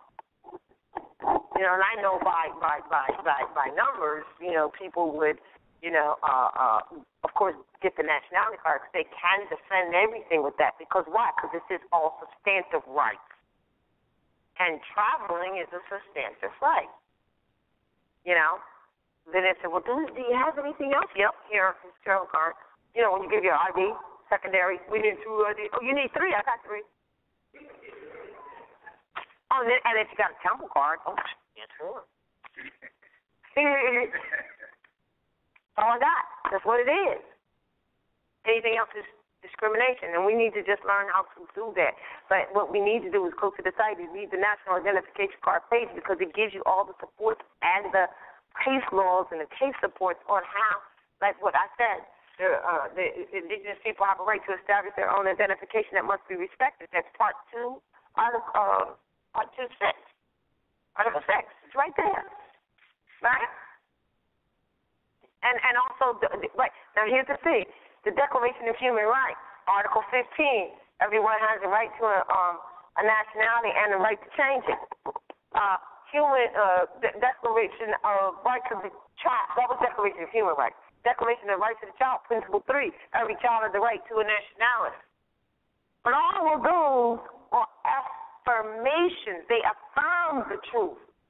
So it's pursuant to, no, it's affirmed by those things, affirmed by but not pursuant to. Not pursuant to. You can't be pursuant to those things because those are just affirmations of what already is. You understand what I'm saying now? That's why you can't rely on cold statutes and everything. Not only are they not for you, they can change them tomorrow. Your position doesn't change. So it's affirmed by, but not pursuant to. Affirmed by President Clinton's executive order on the implementation of human rights, where he clearly said Native Americans and Federal Reserve Indians, just 2 different things. Affirmed by, but not pursuant to. Because it was that way before he ever said it. Because they never put out those things. It's still true that you have that right. You follow? Ms. Ariane, you're not getting away with comments on something here. But I see you go to the bathroom and wait till you come back. You're not sneaking out of here. What time is it? Huh? 10 after 10? It's not 10 after 10. That's right. Why didn't somebody tell me that? Nobody told me. No, David is playing, you know, like he thinks he's funny because he's going to be gone for a few days, so he figured he could do some stuff and I wouldn't know. What he did is foul, but that's okay. Not funny.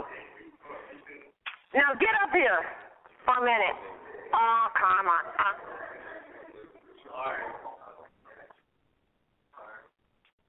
What news talk?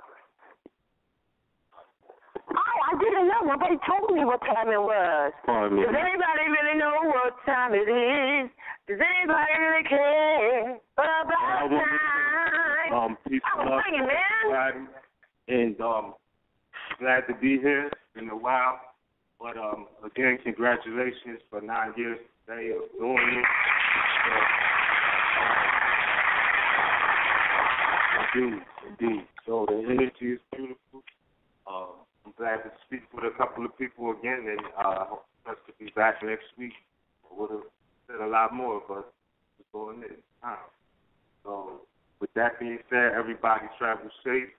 Everybody listening, stay safe, and peace and love, family. All right. All right. Another round of applause. All right, hold on. We got one more thing. No, we got one more thing. Can I have one of the books right here? All right, one more thing. Cut this off. And the sponsor. And here's the deal. I want to tell you this before we close, as we close. Sorry I didn't get to the projector. I might not be able to get it through next week, but we'll get to some other stuff, and we'll finish parentis locos? Local parentis. Over the children, because it's a writ, 4-point writ. Use this, and this, and it's important. It really is important. I want to say this. In honor of closing out here for this closing of 9 years, completion of 9 years, not starting 9 years, completing it, September 9th, 2006, first class every year. All right? And I want to say this. As the Moorish Heritage and History School acknowledges its completion of 9 years in existence, we present the following to you. This is an excerpt from the Secret Teachings of the Brotherhood of the East. You can get that book if you don't have it. Where Yahushua, y'all know Yahushua is Jesus, right? Or what they call Jesus. Yahushua talks with the rabbi of the 10 Commandments, and it's chapter 4. Now, I'm starting with 8. It's an excerpt. And listen very carefully. And this is what all of those, when I started out, who have ever stood before you and taught, demonstrated, whatever we've done, right? Said, and Rabbi, this is a comment. Yehoshua talks with the Rabbi of the 10 Commandments, chapter 4. And Rabbi Barashia said, "Your words are seasoned with the salt of wisdom." You might say that about a lot of people that you hear speaking to you, right? When you go places, right? Listen carefully. And Rabbi Barashia said, "Your words are seasoned with the salt of wisdom that is from above. Who is the teacher who has opened up this truth to you?" Question mark. And Yahushua said, I don't know any teacher that has opened up this truth for me. It seems to me that truth was never shut, that it was always opened up. For truth is one, and it is everywhere. And if we open up the windows of our minds, the truth will enter in and make herself at home. For truth can find her way through any crevice, any window, and any open door. The rabbi said, wherein then is strong enough to open the window and the doors of our minds, so that truth can enter in. Now, everyone knows the first principle is love, right? Love, truth, peace, freedom, and justice. Guess what Yahushua said? In reply, last week, he says, it seems to me that love, the golden cord that binds the 10 Commands in one, is strong enough to open any human door so that truth can enter in and cause the heart to understand. Islam. Anybody new for the first time today? New people, new persons. Who has the example? Put it right here. Let's get that out so we can close out. I put them under here. Get them back together. Thank you. You can give her an extra one if she wants it. Oh, is this yours? I'm sorry, I'll give you another one, all right? Come up front and I'll give you another one. This is mine now? Oh, yes, all right. Mm-hmm.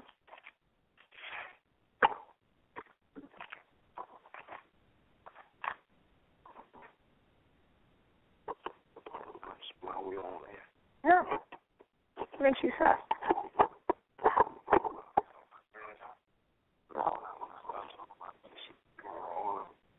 Stuff like that. No? You're talking about the truth about it, bro. Yeah, it's all good. Oh, yeah. No. They're looking at you because they've done it. And they want to say, you're right. Are we ready? Oh, yeah. All right. We're going to case now. Islam. Attention. Excellent. Islam.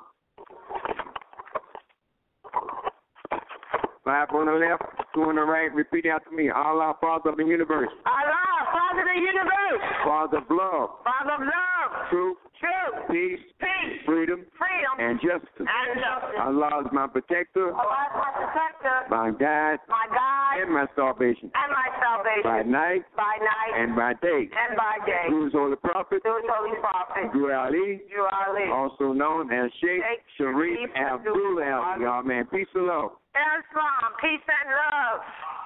Yes, I'm coming right away.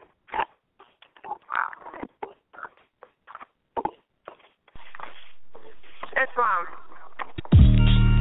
Our problem is lack of knowledge and the intended deceit and trickery done, because even those who read the bibliotheology that you call the Bible says he shall fool even the most elite. So even those who think they're highly educated and this and that, they've been fooled. That's it. It's not really complicated. It's the miseducation of the Negro. Everybody knows it, to those who need to know. It's the miseducation of the Negro. When we rise from the dead, they call us Pharaoh. It's the miseducation of the Negro. Everybody knows it, to those who need to know. It's the miseducation of the Negro. When we rise from the dead, they call us Pharaoh. The gods are back, the Moors are strapped. We waking up, and we want our land back. Running off, that's a trap. You know them guys don't like that. Waking up from a nap, like where the hell my crown at? Take a step back, like I know this bitch ain't bite back. It's kinda crazy how this karma it strikes back. We enslaved Islam, so they slaved us right back. We called them niggas, then they nigga this right back. We brought them to light, but they ain't bring that right back. If I was lazy, dirty dancing with the baby, then just maybe won't revolt like Haiti. I too smart, love a tour, Marcus Garvey your ass. Nova Julia, our leading God body demand. Now I ain't gotta be bad, and you ain't gotta be mad, but the planet is heating up, so the first I'll be last. I got that melanin that's better than anything you ever medicine. We at your front door, wonder why you never let us in. Oh, I get it, you never wanted to put some credits in. Well, just forget it, cause I don't know if you can edit sin. We've been enlightened long before Thomas Edison. Skeletons to prove that you wasn't even relevant. In the Caucasus Mountains, cause the sun was your deficit. Captain Caveman with the plan of the Jesuits. Check my bloodline, but in time I bring the evidence. Self-governing body, so I don't need no president. Democrat, Republican, donkey versus elephant. I studied in law, so I ain't down with none of that. I self-law and master, so I'm running that. This Molotov cocktail burns faster, so I like the match. Despite the fact that ain't even what I'm mad at. I spit the truth, so here's the roof, so you can that. My skin is brown and here's the proof, but you ain't hearing that. Dead in the eyes of the law, that's why they call you black. Naming all caps when you fall, that's why I strike back. And strike that from the record ab initio. You gon' need more than some pressure, I got a vicious flow. I can take the road to the high, or I can hit them low. Try to calcify my third eye, oh you gon' have to go. Chemtrails all over the sky, and you don't wanna know. Doggone inside of my tribe, they coming no more. If you believe that your history started on a slave boat, I can guarantee you that's where it ended too. That's what I'm saying. Then after saying that, and so don't believe me, go back and do some studies past the 1700s, and I'll guarantee you, sure as you're sitting there listening or wherever you are, watching, listening, you will find nothing but the word Moor, and that's another thing. Because we weren't called black. That description, maybe, black or more or whatever, but that's it. Know the difference between a description and an actual, person, place, or thing, noun. I mean, really. It's the miseducation of the Negro. Everybody knows it, to those who need to know. It's the miseducation of the Negro. When we rise from the dead, they call us Pharaoh. It's the miseducation of the Negro. Everybody knows it, to those who need to know. It's the miseducation of the Negro. When we rise from the dead, they call us Pharaoh. From the pyramids to the project, the beginning is the part they want you to forget. Implant your memory with that noose around your neck. It's the King Alfred plan and it's set in full effect. The butler, the help, and 12 years a slave. Django and Selma, they get them accolades. They made a movie called Exodus about the gods and kings with an all-white cast from Egypt. Now that's the same. They ain't never seen no movie about no European slaves. We were traveling the seas when they was living in caves. We had to civilize them, show them how to behave. In fact, we brought them light and taught them how to bathe. This is trading places with stolen identity. We held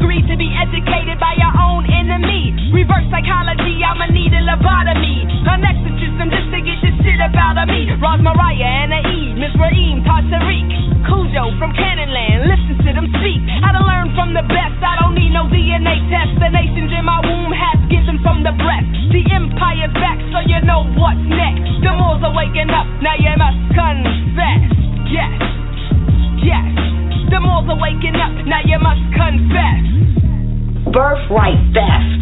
The whole deal was, where's my land that, for them, the whole deal was like, this is really quote-unquote promised land. This is really the quote-unquote heart of civilization. This is really what you might call Northwest Africa. That's what, and I say that to people so they can stop saying I'm going back to Africa and understand that they're in it. It's the Garden of Eden. That's what they had in Columbus's journal that they arrived Absolutely. in Eden.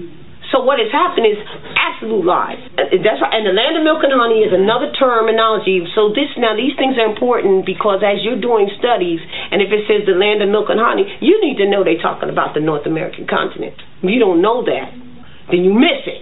And that's part of our problem.